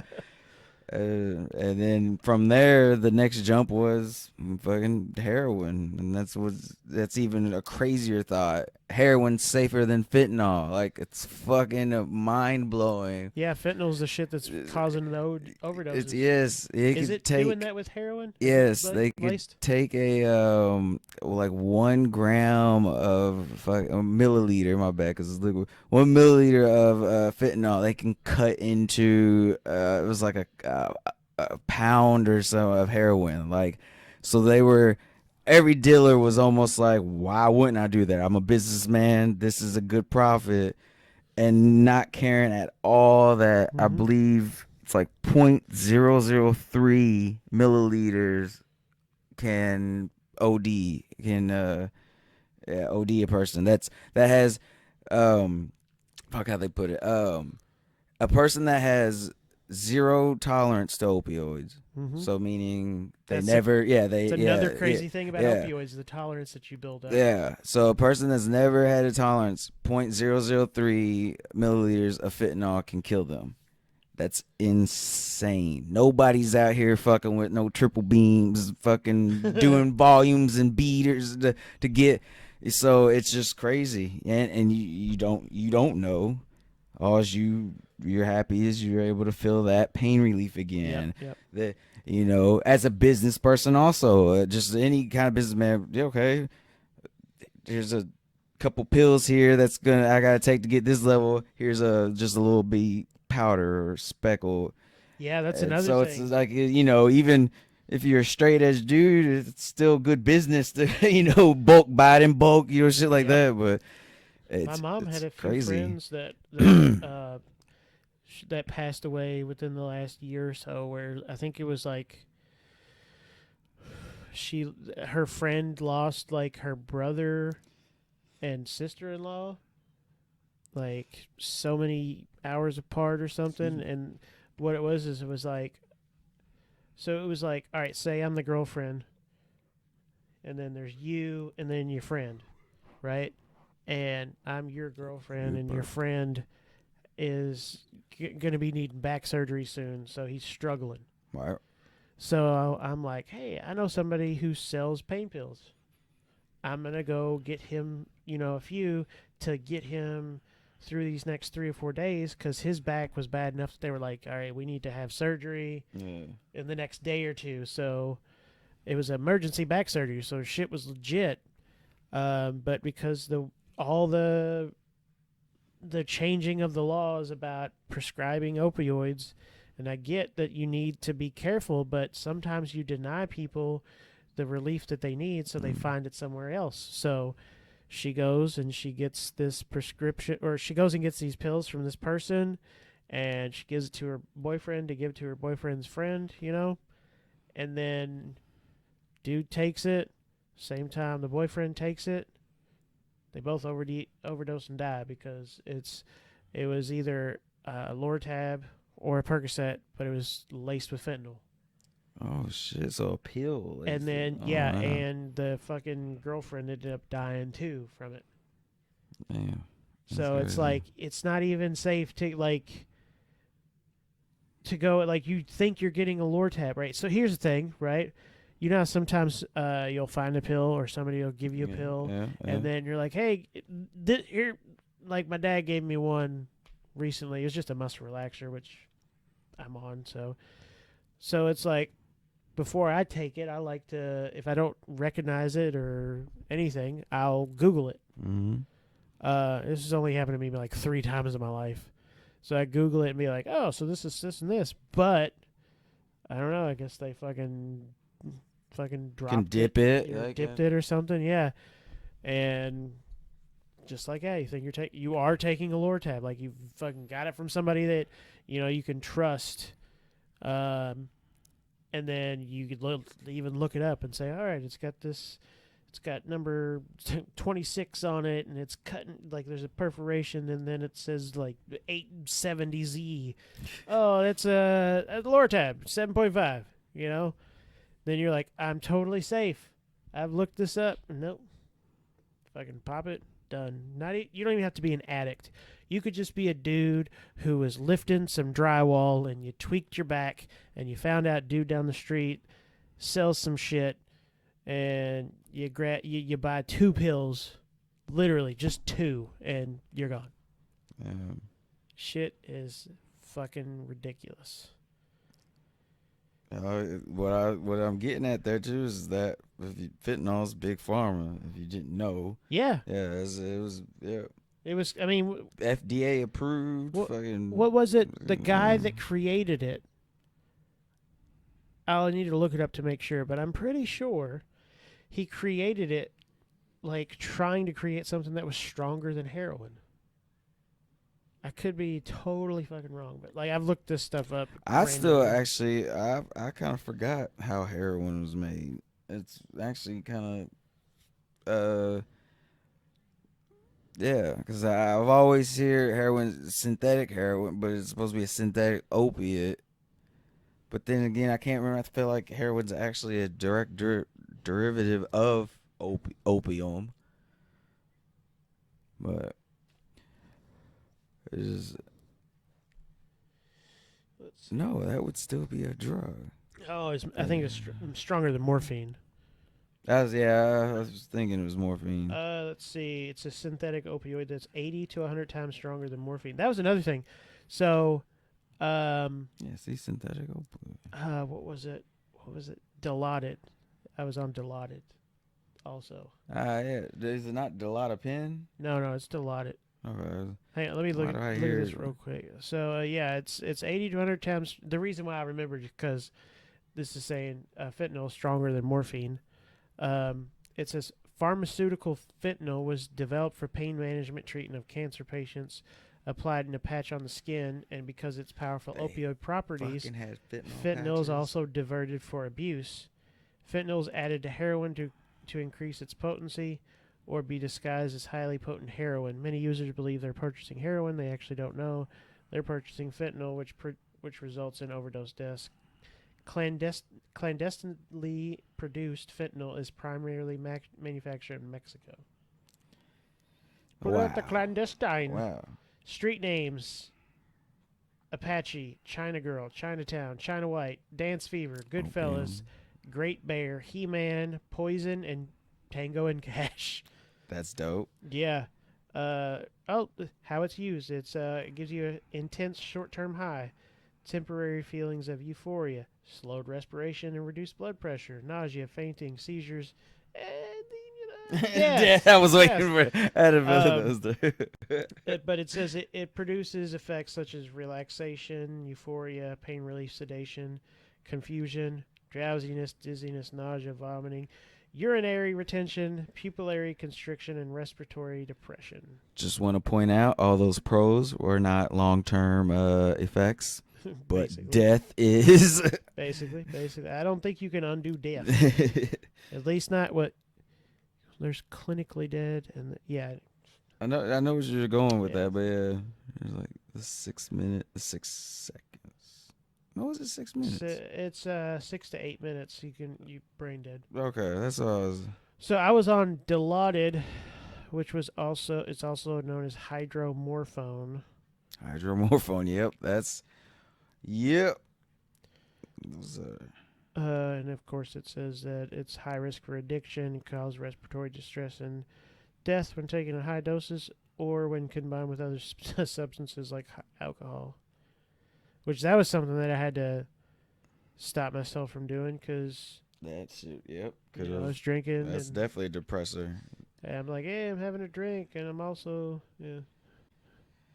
That's honestly the way that's that was ever a thought again. That was the way I always wanted to do it. Fucking pills and alcohol. Just fucking have a nice sleep. But then again, now to think about it, fucking that respiratory depression, you could go out like that, and that actually is like the feeling you get to feel before you're dead. But that's always don't make me a weirdo, but it's one of my favorite kind of conversation questions for hitting on females or whatever. But what's the worst way you would die, and a lot of it's drowning. Fucking Ah, people burning. see burning. Yeah, actually, yeah. I think you're the first person that said that. Burning. Just imagine you get in a car Oh, accident. who's that? No, wait. Where you going? No, I was going Or- legit. No, I was just thinking. Dane Cook said it best. He said, "Oh my God, what if somebody punches you in the face in a pool, and God forbid when you come up for air, they poured oil and then set it on fire? You would have to try and find and then if you did find a hole, they would punch you in the face and then get that hole filled with fire." And that was like the worst like nightmare or whatever he thought Yep. was possible. The only thing to make it worse is if you were naked. Electrocution in Yeah. the water. Yeah. That's actually mine. I don't know. I'm so fascinated by it. I love messing with it, AC and DC, and fucking. I'm terrified though. I've been shocked one good time. It happened to me and Trey Ray. It was going down the basement. The light we would turn on in our little, hangout room, entertainment room. The ground was touching the screw that holds the faceplate in the middle. And if you just happened to went to flip it on, oh my God, it happened while we were on shrooms. He did it. I couldn't do it after he did it, even though I wanted so badly to feel what he was explaining, because the way he explained it was like every single cell in his body he felt it separate from one another. And it was like, oh my God, that sounds like what it sound like to be electrocuted. I mean, nobody really, you feel a shock, you feel a zap, but nobody really ever broke it down. And, fucking knowing that the law of electricity is always searching for a ground. But if Path you of have least resistance. alternating current, which is what you have in your household, which is what shocked Trey and I, it's gonna constantly keep wanting to go to the ground. It's not just one shock down; it's gonna keep going. So it was wild. Once he explained it that way, every time I've ever been shocked, it scares me. And then when you think of death row inmates, they have to be strapped. They have to have bite protection, even though why the fuck are they caring about it? But yeah, it's so just that gripping and just your body not being able to fucking do anything. That's why electroshock would be my fear. Yeah, it's rough. I remember going down in the basement in your old house, Yeah, and the it got light you switch too? right there got me. Oh shit! Fucking my knees gave out on me. I came down there and was like, I fucking fell on my face, and then I was just laying. I fell onto a mattress. There was a mattress on the floor. I don't remember what was going on, and I remember just laying there and like thinking, all right, you're good. That just kind of, I guess it was more like a scare, and then I was just like, bro, that could have been it, bro. That could have been it. Dude, and you're down here by yourself. Somebody come down and found a baked potato just sitting on a mattress. It fucking is crazy to think that like I've taught myself electrical work, and then even when I got my OSHA 30, so when I learned more about it, and yeah, just that could have been it. I think it only takes what's it like? Oh, hey Google, how many volts to kill a man? What I gotta be a man for? I'm sorry, ladies. You can be electrocuted too. You can do the electric slide. 110 volts. Yep, 110 volts is all it takes in an ordinary house, or 42 volts of so you can die from DC. So yes, it is It's a dark true. You universe. could hurt the direct current in your cars and stuff. But yeah, it says 42 volts. Even though you only 12 volt, car. But Yeah, some of them larger vehicles are 24 volt. and even that depends on type. Okay, this almost threw me off because I thought this was a lefty righty thing. And even that depends on type hands you touch with, dry or wet. So see, Shouldn't it say the type of hands, not just type hands? Nope, it says, and even that depends on type hands you touch with. Type. Yep. Because I mean, we all have hands. type we it. don't all have.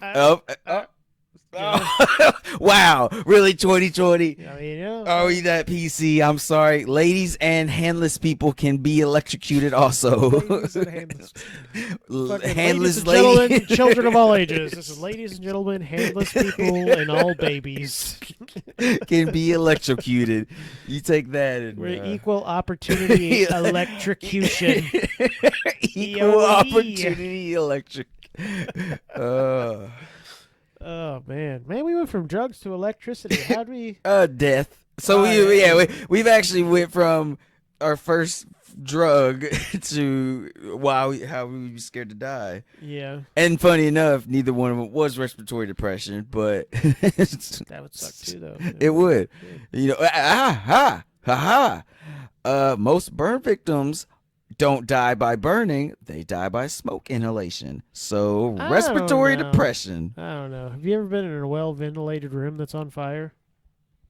I mean, I haven't either. But I was just wondering if you have. I mean, there was If a you big ha- fan that was blowing. If you have, mean, I have questions for science. I mean, fire breeds on oxygen, so there would still be fire. Yeah, so I mean, it's like the fucking triangle, right? You need an ignition surface, you need Combustible combustible material. materials, and you need fuel.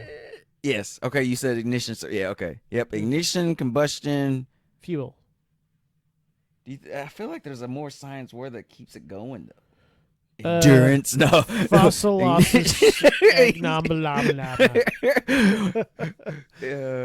I used to service fire extinguishers. Oh, speaking of which, Service Um, fire extinguisher. I used to service your mom too. No, blow I all remember that. we had so when Pop we, quiz. What's the difference between an A, B, C fire extinguisher?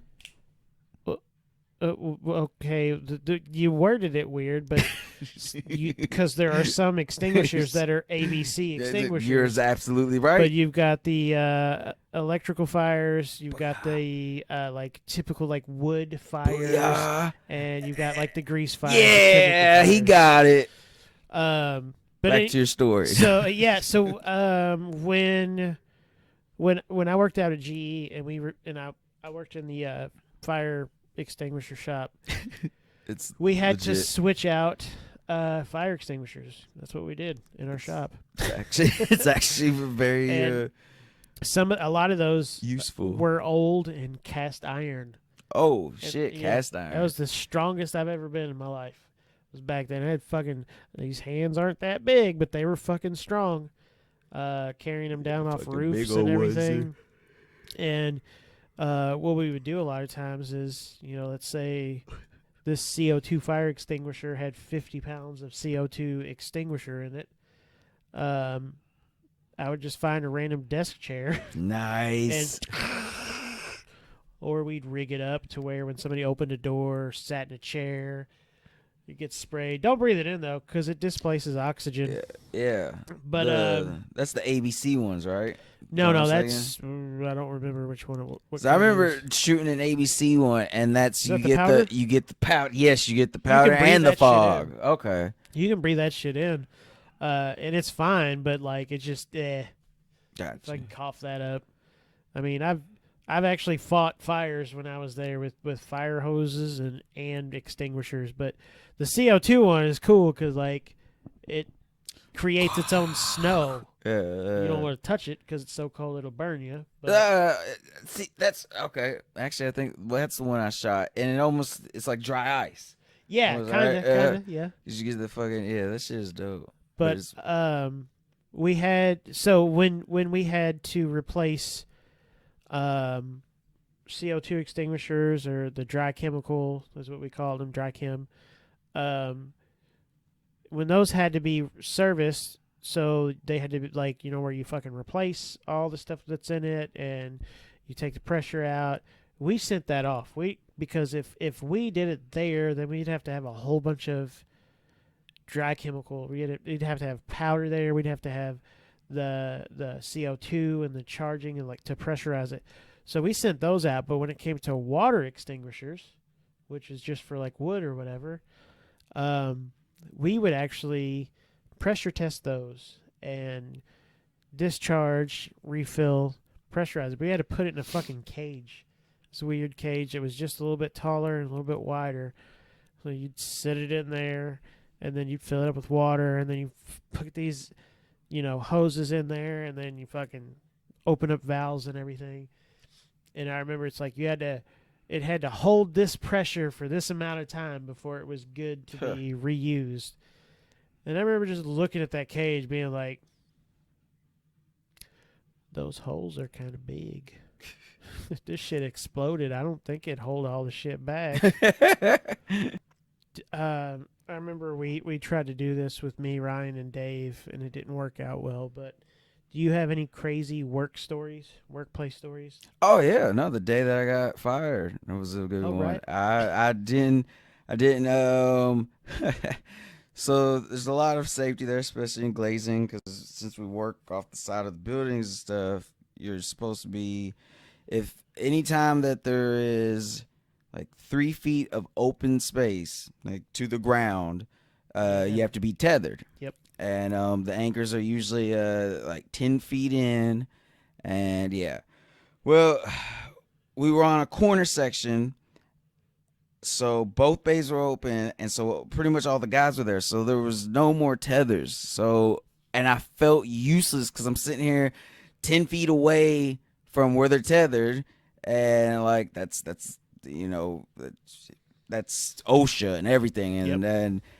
and like somebody needed a tool, and the tool's over here by me, and they didn't want to keep, because once you have 2 tethers, and so you have to strap off to the structure of the building before you can untether yourself.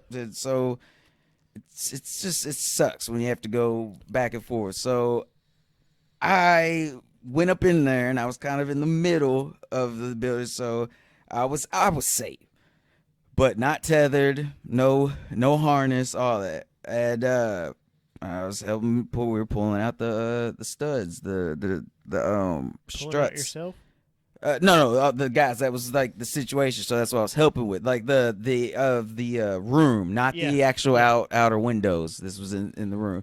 So well, my actual direct foreman, he gave me like a come here kind of thing. I thought something was like falling, was gonna get me, so I fucking, like a jackrabbit, jumped up, ran along. When I say along, I do mean out the window pretty much. Ran along to get into the other room pretty much, get behind, and then got off to safety, quote unquote. And yeah, that was him telling me that behind me, outside in the rafters, was the safety inspector guy. And not only did I run in the workplace, I ran closer to the fall zone. And yeah, he pretty much yelled, "Gatto." I was supposed to stay put. I did. Yeah, he came up, and pretty much it was a whole political thing. I was actually able to come back Monday, but the subcontractors I was working for was like, "Oh my God, they've already having safety issues because the company themselves are supposed to have their own safety person on site." Yep. And they weren't doing that, and so that was just going to be hell for them. And then my actual contractor, he didn't want to deal with that, and so yeah, that's how I lost my job there. But it sucked because the people I worked with, I was the newest cat. Like, I mean, just fresh off my OSHA 30, my test. And I mean, these people have been doing it for years, and it sucked because they would look at you and be on you about, you not putting in your work or not matching up, but you had all this safety shit. And it honestly, it put me in a rock and a hard spot because I'm not that guy. I'm not that guy that's not going to work or put my effort in or just sit here and watch people work. And it really stressed me out because for all intents and purposes, Justin Freeman, I'm a little gullible. So, if I'm gonna get a 40-year-old grown man, and particularly black. I'm not even gonna lie. I got on this because I'm a minority. I'm no lie. This specializes in contracting for minorities. But I was the whitest person on my crew, and so I'm not racist, nothing like that. Well, we got along fine. We got great. But then it got to a point where it was like, oh, this new guy, he ain't putting up, he ain't. And that always is like the quickest way to turn me sour is fucking telling me something that that ain't my style, that ain't me.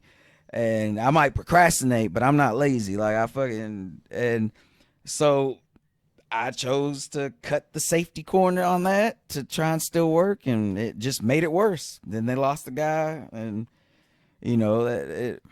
but it really stressed me out. It wasn't because I mean these are thugs, like second timers. No, I'm not lying. No, like I got you, they yeah. were like second timers and shit like that, and they just that fucking like, hey, Justin boy, pick up your work, like some shit like that. And I'm like, nigga, what can I do? We got no more tethers. I mean, that's what happened. Yeah, I dealt with the tethers and stuff because Yeah, fall protection. Anything over 30 feet, you need to have fall protection. You mean 3 feet? Actually, yes, you're 'Cause right. you just said 30. I know.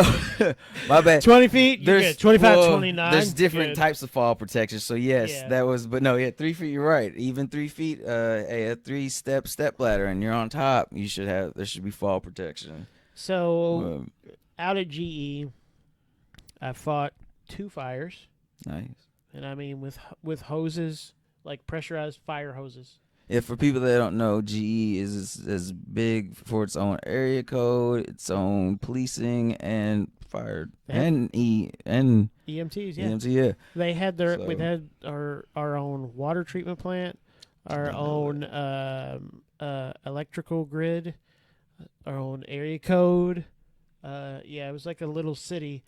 It was built in the 50s, and it could be, back then, it was built to be, it had the ability to be converted into a military base within 24 hours.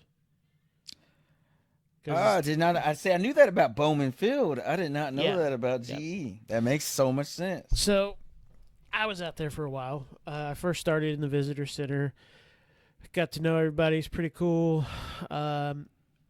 Because my memory, I could remember all the faces of the people that came in. So before they walked in the door, I had their badges ready for them.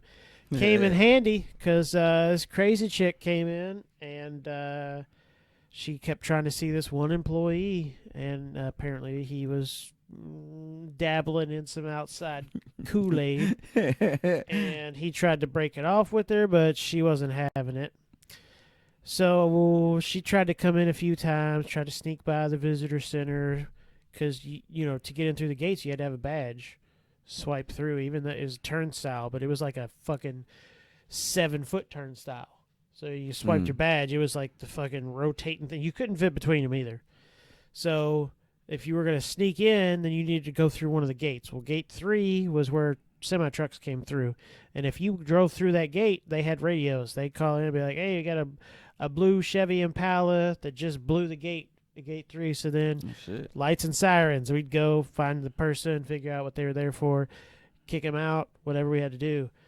Or you go into the front gate, but the front gate had fucking those wooden beams that came down. Yeah. So you'd have to drive. That makes sense why they. Okay. So you'd have to drive up, scan, and then it would open. You'd drive through, and then it would close behind you.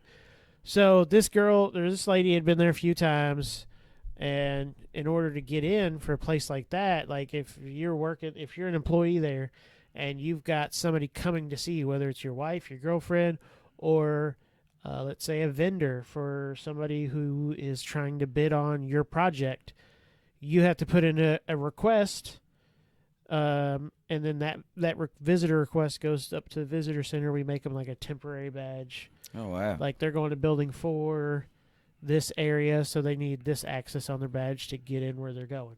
But then you make sure they can't get in other places. So this lady came in. The last time she tried to come in, she had cut her hair, she had dyed it, and she was wearing sunglasses. And she comes walking by in front of me, Fake mustache. and with all that, still recognized her face. So the last time she had been there, I had heard that she was kind of unstable and trying to get in. So we were able to catch her before she got in, 100% because I caught her. And when the police showed up, because shit got crazy, she had a pistol in her purse. Oh, damn. So found out she was on her way in there to let the guy know, you ignore me, you gonna die. Oh, shit. So there was that. Yeah. Fighting fires. I was an EMT, so there was a time where a dude got his finger cut off.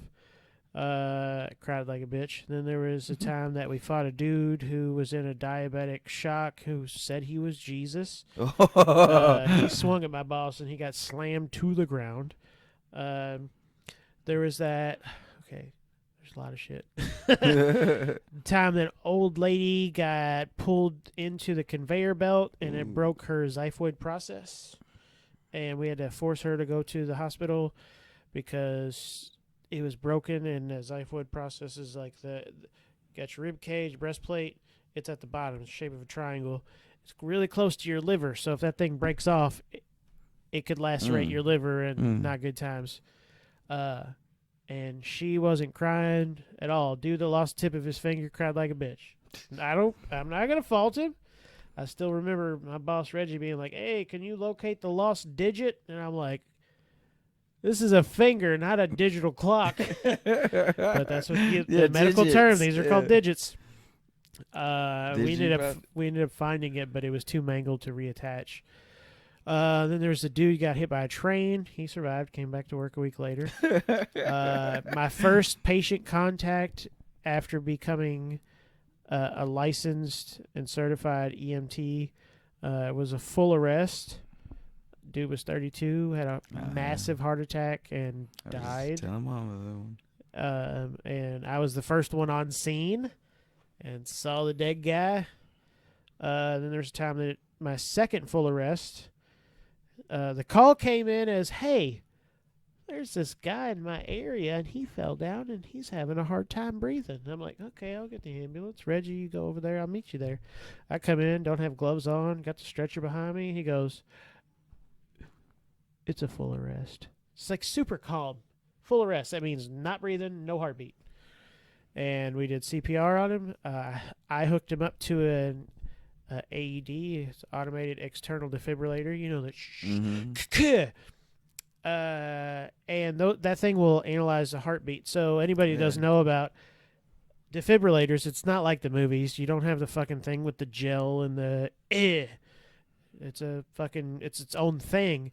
But defibrillators don't shock everything. So like if you have a certain type of heartbeat that's not productive or whatever, it'll analyze and it'll say shock not advised. But if you have something like, holy shit, if you have like VTAC, which is ventricular tachycardia, where the ventricle side of your heart is beating too fast, you get something wrong where the electrical impulses around your heart is just kind of shorting out, and you're not getting productive contraction of your heart muscles. What a defibrillator actually does is it stops the heart. Everyone's like, "Oh, bring it back, start the heart." No, actually what it does is it sends an electrical current into the heart. The heart stops, and then if your brain and all that shit's still working, it actually reboots it. So it's the fucking equivalent of unplugging and plugging back in. Got you. So we get there. This dude was pushing a dolly through an office area. Heart attack.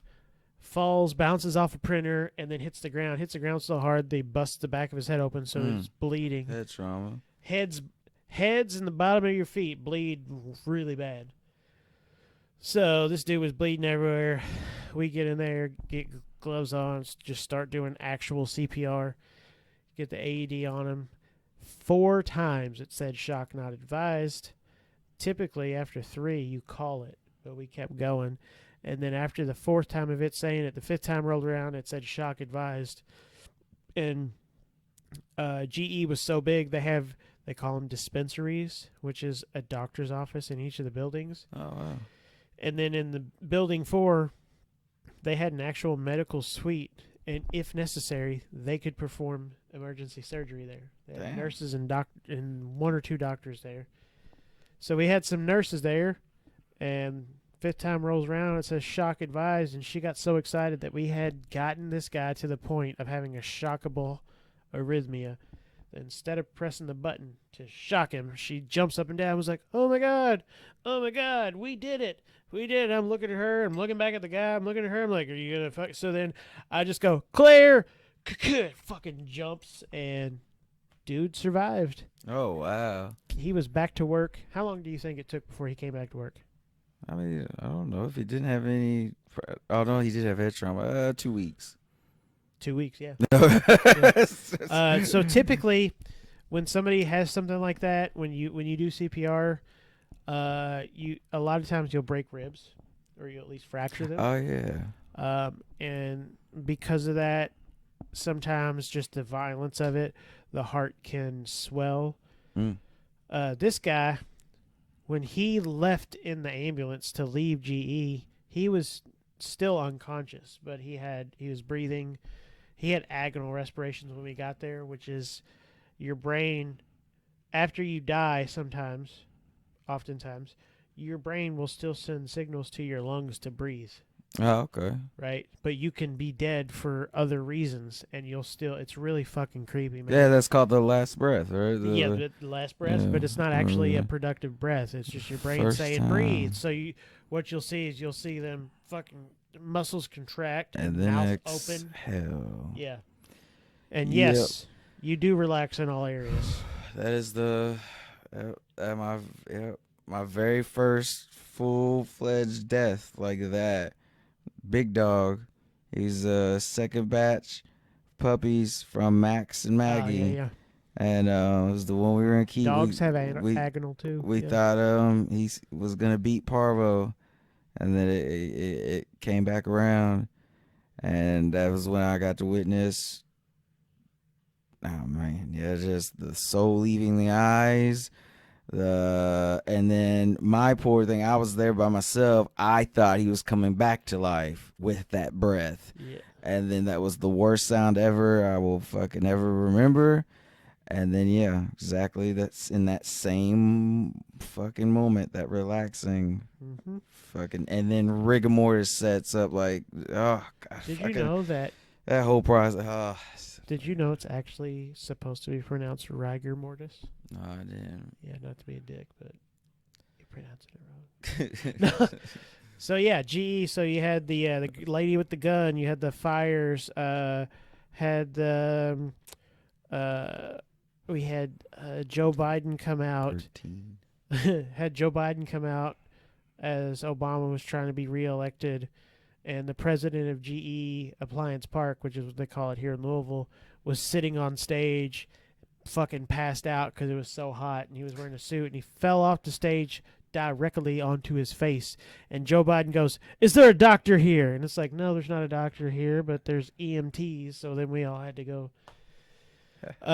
So fires. There was a bomb that was found on site, and then Oh, the National shit. Guard and the bomb squad from LMPD came out, and they had to detonate the bomb, and then get home later that night and see the news story where they're like, the bomb never made it past gate 3. I'm like, not only did it make it past gate 3, it made it into building 6, and then some bumblefuck found it, walks into maintenance with this fucking pipe bomb in his hand, and he goes, "Hey, is this yours?"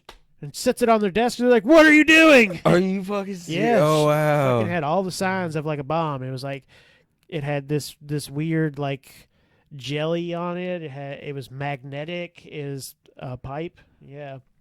Wow. Holy shit. Yeah. Is this guy's your? Is this guy? And there was we also had ice storms while I was there.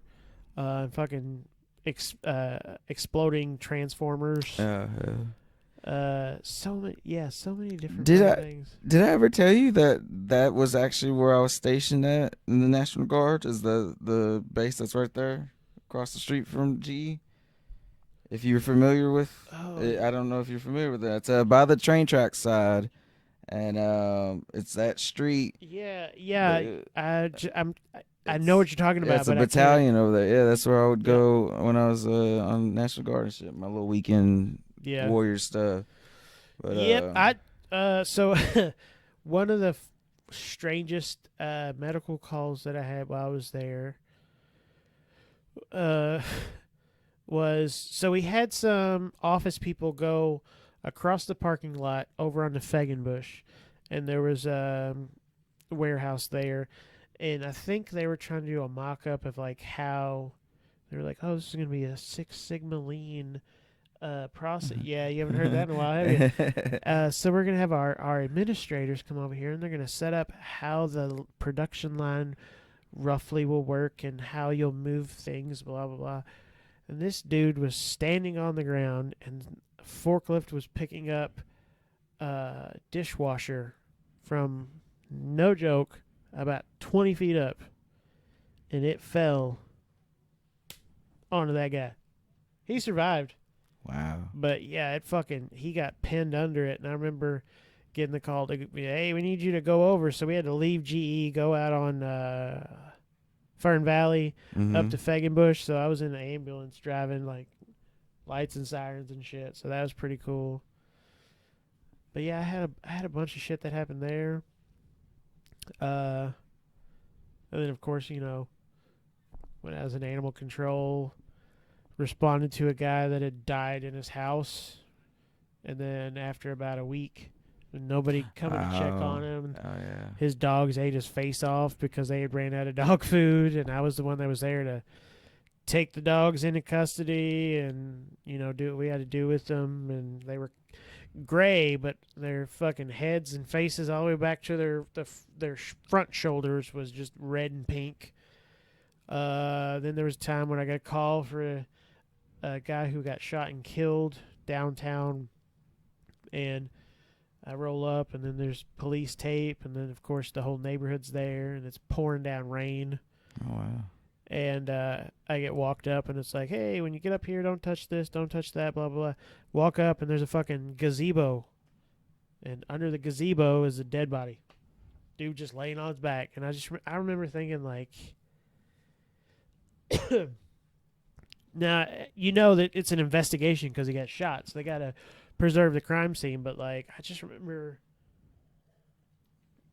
feeling like dude deserved more respect than that. But at the same time, it is what it is because they're trying to figure out who shot him. Right. So I remember walking up, and they're like, stand right here. And I got this giant, I got my catch pole. I have no idea what's going on. No umbrella, just fucking pouring down rain. And I'm looking at this guy. I'm standing on the sidewalk going up to his porch, and it's just weird because I'm like, earlier today, this guy was alive. And he's just laying there, and he's fucking, stiff. You see the gunshot wound. He's not even bleeding. Oh wow. So they were like, all right, walk up these stairs. And they had some the little tent things. I don't know I can't remember what they call them. Basically, it was evidence markers. Yeah, gotcha. Yeah. That was on the ground. Yeah. So they were like, don't step on anything and ruin that evidence. So I get to the door, and they're like, we need you to go in. We need you to get these dogs. And one was a full-blooded Akita. Oh wow. And he was huge. And then there was like a Chihuahua and like another small like Yorkie. And I remember they were right there at the door.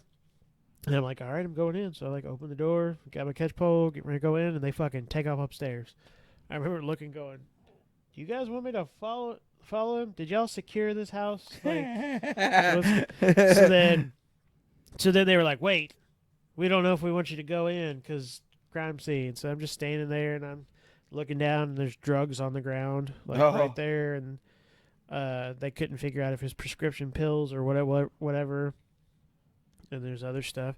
So I'm just standing there again in the rain, and then eventually they were like, the family's going to come take the dogs into custody, and that's what ended up happening. But yeah, that was fun. Chased pigs, chased cows, horses, rams. And of course, there was the time when the crazy lady injured my shoulder. But shit happens. Crazy stories. How many years was your animal control? Like actual making calls? Well, I started in 2012. I think I started animal control 2014, Wow. and I left in 2018. Damn. Yeah. Shit. Yeah. I'm trying to think. I was like, man, yeah, there was multiple occasions that you stopped by in the truck. Yeah. I was at the apartment and stuff. Yeah. It's weird what people will do when you have a badge and remember I had a gun and baton and pepper spray and all that. Yeah, he was fully. It does weird things to some people. They have preconceived notions about what's going to go down. I remember us talking to this guy, and he was just not having my presence there. No, really. So I was trying to get him to come out and talk to me, and it was about his dogs. And he was just standing with the door cracked open. And I was like, can you come out and talk to me? He was like, no, I'm good. And I was like, yeah, I don't feel comfortable because I can't see your hands. I don't know what you got behind that. Could you just open the door and step out and talk to me and we get this over with? And he was like, no, I'm good. I'm like, I'm not good. So come out and talk to me. So he comes out and we're talking. And I tell him why I'm there. Like, oh, we got reports of this, reports of that. And I remember I turned, so like he's off to my right, and I've turned, and I'm like gesturing towards the back of the yard, like, hey, things are things, and stuff is stuff back here, right? Yeah. And I asked him a question. I can't remember exactly what it was. It was like a nothing question. It was like, yeah, so this typically, dog is in the house, but like at night you let him out over here, and if they stay out over the night, there's doghouse, right? And I'm just like pointing, right? I'm pointing over in a thatwardly direction. And then he says, what if I slap the fuck out of you? Oh. And I remember being like, say what now? And he said it again. He said, you heard me, cracker. What if I slap the fuck out of you? And without even thinking, my response was, I don't know how you think this is going to go down, but it ain't going to go the way you think it will. And then he stopped, and that was it. And I can't remember who I was talking to. It was one of my coworkers, like, that night. They were like, really? How do you react? I was like, I honestly didn't feel like I was being intimidating. It's just, for some reason, that was just, like, he prodded, and that's what I said. Yeah. And then it was it. And I had other dudes come out and just fucking clapping their hands. It was like, you're not taking my fucking dog. And I'm like, first off, I'm Jake. I'm Officer Claxton. I don't, I'm not here to take your dog away. I just, back and forth. And then finally, I just get pissed off. I go, you know what? If I want to take your dog, I'm fucking taking it. So shut the fuck up. Then I had one guy was like, I know my rights. I know your director. At the time, we didn't have a director. We had an assistant director. The director had left to go for some other position with the HSUS, which is a Humane Society of Understates or United States or whatever. So I was like, all right, Chuck. His name was Charles. I said, and a friend of mine, Ian, he just became a cop. Wow. At the time, he was animal control. He was like, dude, I went out there to check on this situation, and dude kept threatening to punch me. So he's like, can you come out here and deal with this? I was like, yeah, I got it. So I get out there, and I was talking to him. I was like, look, man, you can't be telling my officers you're going to punch them. Like, you can't tell us that. You see, we got a badge. You can't talk to us this way. He was like, you send that guy out here again, I am going to punch him. And the dude was like 5'3", had little man syndrome. And I was like, would you just calm down, Chuck? He's like, my name's Charles. And I was like, whatever. Just stop it, Chuck. And his girlfriend's there, and she's apparently dude beat it on her. Beat it. So then he was like, I know my fucking rights, and I know your director. I don't have to put up with this shit. And I said, Chuck, I'll tell you what, I'll make you a deal. If you can tell me who our director is, I'll walk away right now and I'll drop all the charges. He's like, I don't need to tell you who your director is. You know who the director is. And I was like, we don't have a fucking director, so shut it. That one sucked, though. So I had been out. They lived on St. Xavier, so this was it was like a block or two over on like South 28th Street in Portland. And they used to live in this house, but they got evicted. But then they left the dogs in the yard. The grass was like 5 feet tall. Oh, yeah. Yeah, there's not any kind of secure. I get out there, and one dog was in the yard, technically secured, even though they didn't live there, but I didn't see it loose. And then the other dog was across the street in someone else's yard. Now, any lawyer would say, you saw it in the yard across the street, but it was outside with the owner of the house in a fenced-in yard. So technically, not loose. Gotcha. I would have had to have proven that the dog was in an area that it didn't have permission to be on. Okay. So I was like, I can't really prove, blah, blah, blah. So I give the dog back for those reasons. This was right around my birthday, too. And I get a call the next day from neighbors that I had maintained a relationship with, like a friendship with. And they were like, dog's dead. So I'd given the dog back, told them about all the things they needed to do, ways for it to be legal. And they were staying at a house that they didn't have permission to have the dogs, but I didn't know this. Nobody told me this while I was there. So they're like, we'll just take the dog and put it in the minivan overnight. In the middle of summer. Like in June. Oh, it's too hot? We'll roll down the windows. How you going to keep the dog in? We'll keep a leash on it. We'll tie the leash to the gear shifter. Dog was like, fuck this shit, I'm out. Jumps out the window, hangs itself. Strangles to death.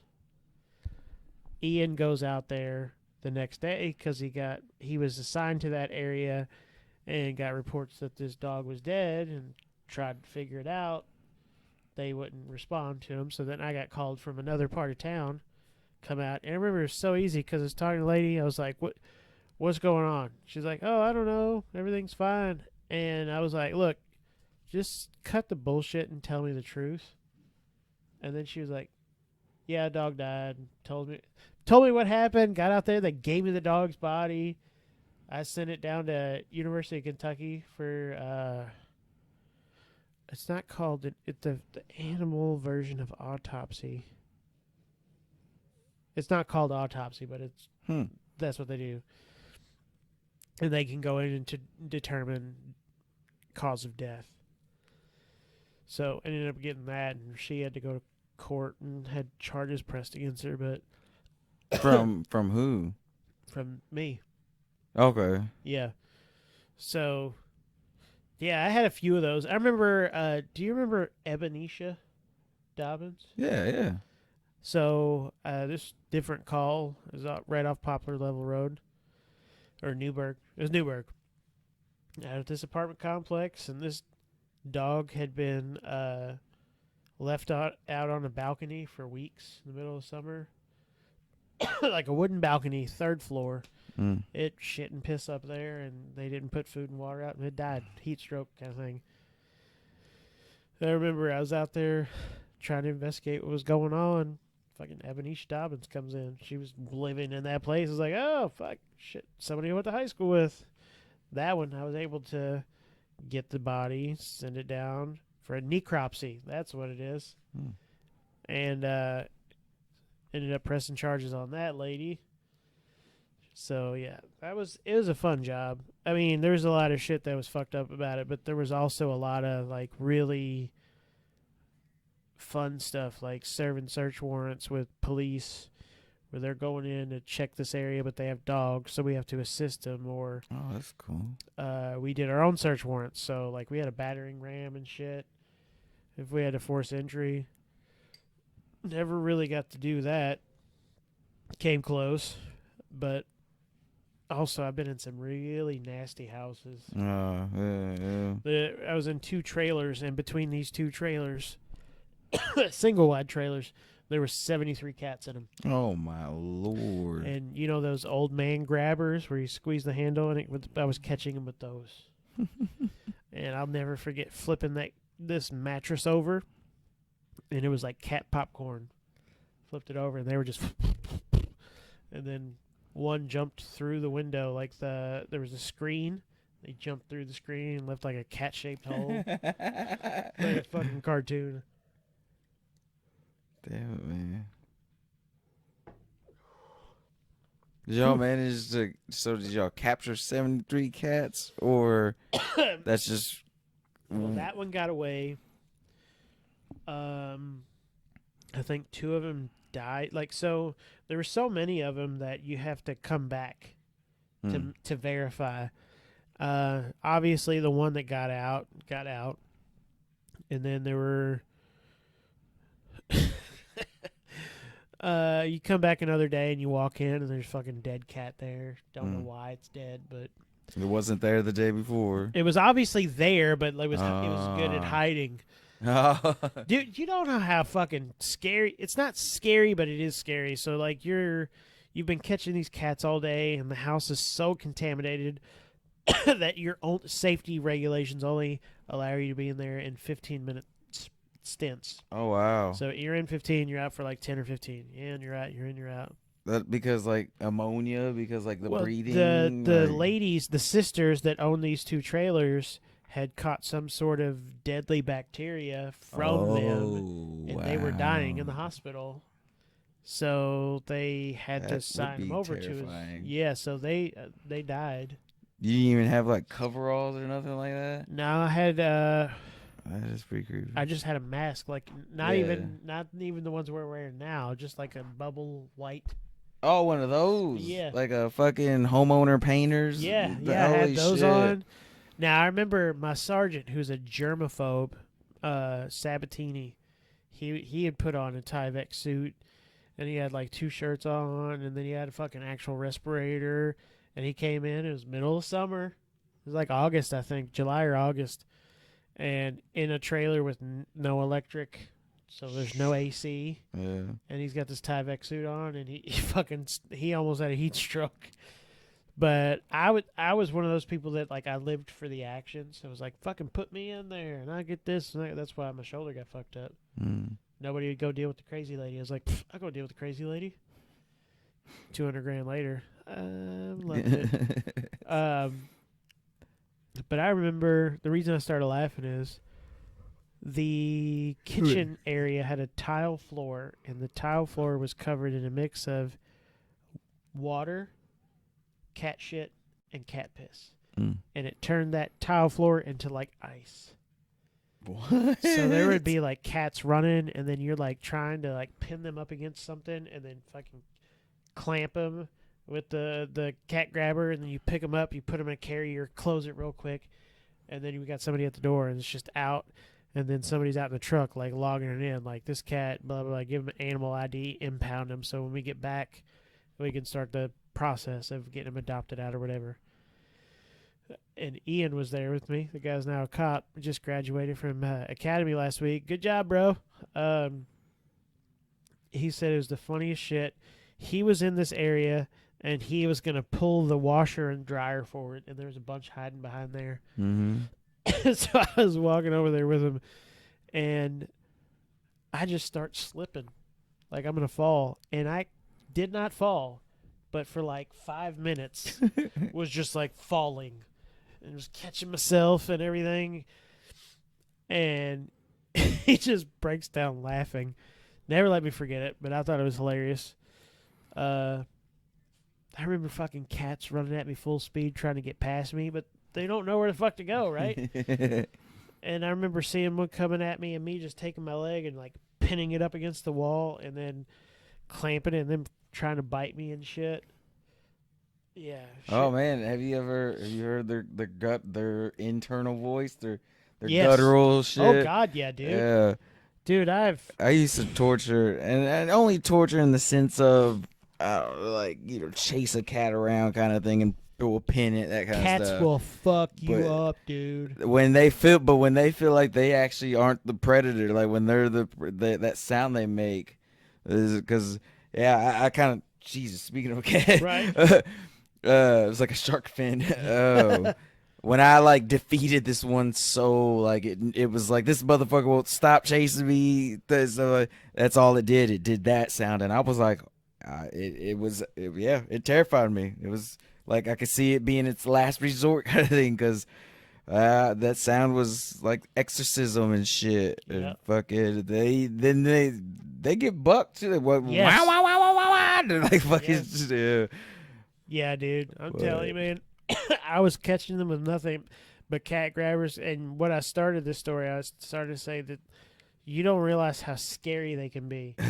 And sometimes it's just scary because of the situation. But I remember we had gone through and we had caught so many of them, and there was fleas everywhere. No shit, I didn't even think about that Everywhere. part. Like I remember looking Oh, down it's and crazy when you it was like see the carpet them. was moving, right? And I was covered in them. Mm. But I was still doing my job. I was like, "There's my shit." I wish I could still do it, but my lieutenant sends me back in. It was like, "Hey, just go do a quick check of like all the areas that you've seen them, and then if you don't see anything else, or if you do catch them, and and then we'll roll out, and then tomorrow we'll come back and we'll hit the second trailer." So I'm like, okay. So I'm just going through. And I bent down in the bathroom. Now these ladies were using both. There's 2 bathrooms in these trailers, and both bathtubs were litter boxes. Oh wow. Now here in our extra bathroom we have a litter box in there, but I don't mean they had a litter box in there. I mean it was full just of litter Oh wow. and shit, and just like full to the top, used litter. It was so bad. So I walk in, and it's just like methodical. Like, all right, there's a door here. Clear. It's almost like tactically, right? But like, I don't have a rifle. Like, I'm just walking in, like cat grabbers. I'm like, all right, nothing here, nothing here. Close the door. Like, close the door. This one's done. Move to this one. And I remember moving into the same bedroom where I said it was like cat popcorn, where the mattress was. Mm-hmm. I walk into the bathroom, nothing in there. Lean down, open up the cabinet door. There's one cat sitting there. We make eye contact, and he leaps at my face. Fucking comes out making a noise, and I fucking ducked, and it went over my shoulder. Couldn't catch him. And then when I came back, like the next day, that was the one that was there dead. So I don't know why it died, but yeah, there was that. I remember the day that I got sworn in, because again we had to swear an oath to uphold the Constitution of the United States. Oh, you be serious? Yeah, we had to uphold the Constitution of the United States. We had to uphold the Constitution of the Commonwealth, and we had to swear under oath that we were not going to take part in a duel. Not lying. It was actually in there. It's like, you're not gonna take part in a duel now or anytime in the future. All right, you're now. Here's your badge. But that same day, we were dealing with this guy. It's my first. It's weird. The first day I get sworn in is the day we were executing my first search warrant. Not my search warrant, but you know what I mean. Okay. And we get there, and there's this guy, and I'm like, hey, we need to go up, and Zoe's right here. It's the dog, but we need to see the conditions that Zoe's living in from Officer Ferris. And he's like, oh, I can't get into the apartment. Like, it's your apartment though, right? He's like, yeah. My girlfriend's got the key. I'm like, where's your girlfriend at? Oh, she's at work. Where's she work at? Hooters. Bro, you don't have any kind of girlfriend that works at Hooters. Unless she's the bus boy. So I'm like, okay. And the guy that was training me then was Sergeant Sabatini, same guy from the the cat trailers, Oh, got you. and Mark is pussyfooting. He's being real fucking soft. And I had just gotten my badge. I had just fucking sworn in. I'm official. Oh, got you. And I don't have time for this bullshit. We got this old golden retriever who's really sick. And we need to figure out why she's sick. Are you feeding her the wrong food? Is your apartment in disarray? Something ain't right. We need to find out. So we keep going back and forth. Now, we were second shift, so when we came on duty, our lieutenant and 2 other units went out with us to help us do this search warrant. Mm. Mark waved them off. Was like, nah, we're good. You guys can go. We'll figure it out. Well, fucking long story short, we've been there trying to talk with him. He's just like, I can't get into the apartment. I don't have a key. Okay, where's your wife or where's your girlfriend work? We'll go up there and we'll talk to her. And maybe we can get a key from her. Maybe you can go up there. So I remember I get in the truck and I was like, Mark, you know good and well he don't have a fucking girlfriend that works at Hooters. He's like, oh, let me call Lieutenant Hamilton. I was like, what? Calls Adam. Adam's like, this is why I went out there with you. Like, because of this scenario. Dude kept giving us a runaround. And then Sabatini, or my lieutenant was like, all right, look, tell him this.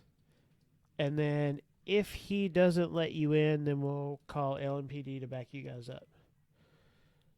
So it's like, all right. So we go up, we walk up, talk to the guy. His name was Charlie Day. Wait, what? Yeah. Fucking Charlie Day. dude from Yep. Sunny in Philadelphia. Yep. Well, and that's Hot why I Bosses remember and, it. Yeah. So we get out, and I remember Mark talking to him. And Mark was like, yeah, we need to get in there. And, it's just, he's just being real fucking aloof. And I'm like, nah, man. Nah. I was like, let this motherfucker know. We've already been to a judge. A judge has given us a piece of paper that says if I have to, I can go kick your front door in and walk in there. I got my walk-in papers, bro.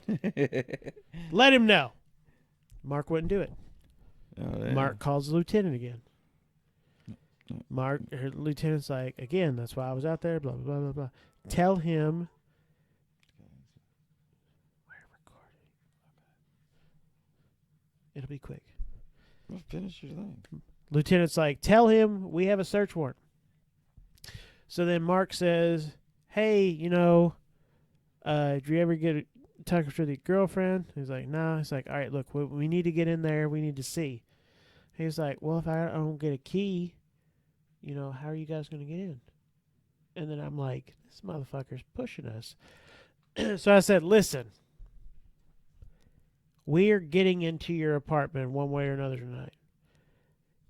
It's up to you to decide how we get in. And he was like, I don't understand what you mean. I said, look, I'm just going to cut the shit. Either you let us in or I kick your front door in. He goes, you guys, I don't know if you guys can do that. I mean, I'm not trying to be confrontational, but I mean, you guys just can't do that. And I looked at Mark and I just put my hand out, handed it to me. I said, here's a search warrant. You have 1 hour. Either you open that door or I'm opening that door. So then he starts getting angry. And I'm like, I'm just telling you, I'm getting in that apartment tonight. So we walk away. Mark calls Lieutenant back. Lieutenant's just like, call police. Call LMPD to come out and go search. Just go force entry. So he's like, we're not even giving him the hour. Oh, shit. So LMPD comes out, fucking 3 cars deep. We're talking to him. First thing, so we're letting LMPD know. So now he sees LMPD's there. So he's like, this ain't going my way. I'm going to come down here. He starts walking up.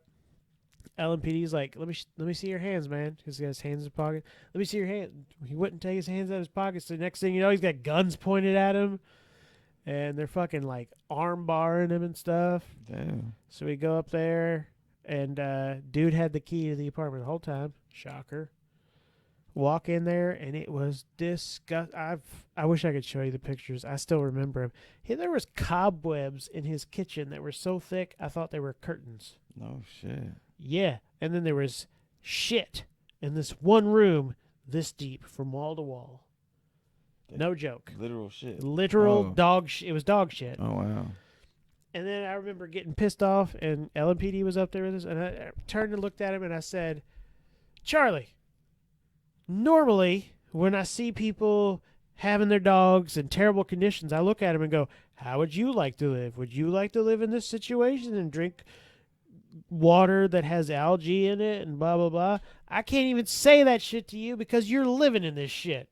It's fucking ridiculous. So then I just like looking around and realized that LMPD had left. My sergeant had left. And it was just me and him. And I'm just fucking laying it down, right? We ended up taking the dog. Yeah. Walked downstairs. And he was like, yeah, a couple of the officers were asking why you were such a hard ass. And I was like, say what? And he was like, yeah, I told them you got sworn in today. And they were like, and he's already like this. I'm like, yeah, it's fucked up. I mean, this dog was dying because the conditions it was in. Oh, I got you. And then when we ended up taking it, I just happened to be in dispatch. And the officer who was like the lead investigator, he kept calling and was calling dispatch. And she was like, can you call him back? She's like, I want you to deal with it because I heard how you handled him last time. So I called him up and we're talking. He's like, oh, my neighbors are going to take the dog, or my brother said he would help. So he's basically trying to like finagle his way. And I remember my exact words. I was like, Charlie, I'm going to make this clear, right? I got your attention. There is no way that I'm giving you your dog back. Your friends aren't getting the dog. Your brother's not getting the dog. Nobody that knows you will ever have Zoe. And he starts going off about my lawyer. I was like, look, I've given you your answer. Dog's not yours anymore. Shit's done. Have a nice day. Fucking hung up on him. And that was the time I messed with Charlie Day. It was not sunny in Philadelphia that day. But, you know. Yeah, man. All right, ladies and gentlemen, boys and girls, children of all ages. Been almost 3-hour ride. It's like we're seeing the Titanic Yep. one time. That's what your mom said about my dick. It's like It is one time. now 5:08 in the AM. I don't know where he's getting this time. Oh, there's a time thing there. There's a time thing. It's called clock. Hang on, let me check. 5:08. Blah, motherfucker. All right, so I know Justin has something he wants to say to send it off, but I will. No. It's just I want to say it after you say it. That's what I'm saying. I'm gonna say my thing. He's So gonna just say his Yeah, thing. you say your I'ma do my thing. Um, real quick, yep. So the format's a little bit different. Dave is still involved. We're not doing the live shows anymore for reasons. These are going to be going to YouTube or whatever. But so yeah, shit's still shit. Fuck still fuck. I appreciate all the support we've gotten. And I know it's been a little while, and a lot of that's been my health issues, but we are back. We're better than ever. We got this guy over here. So, my sign off, just remember, everybody, thanks for watching the show. Remember to always be brave, be kind, and be compassionate. Seacrest out.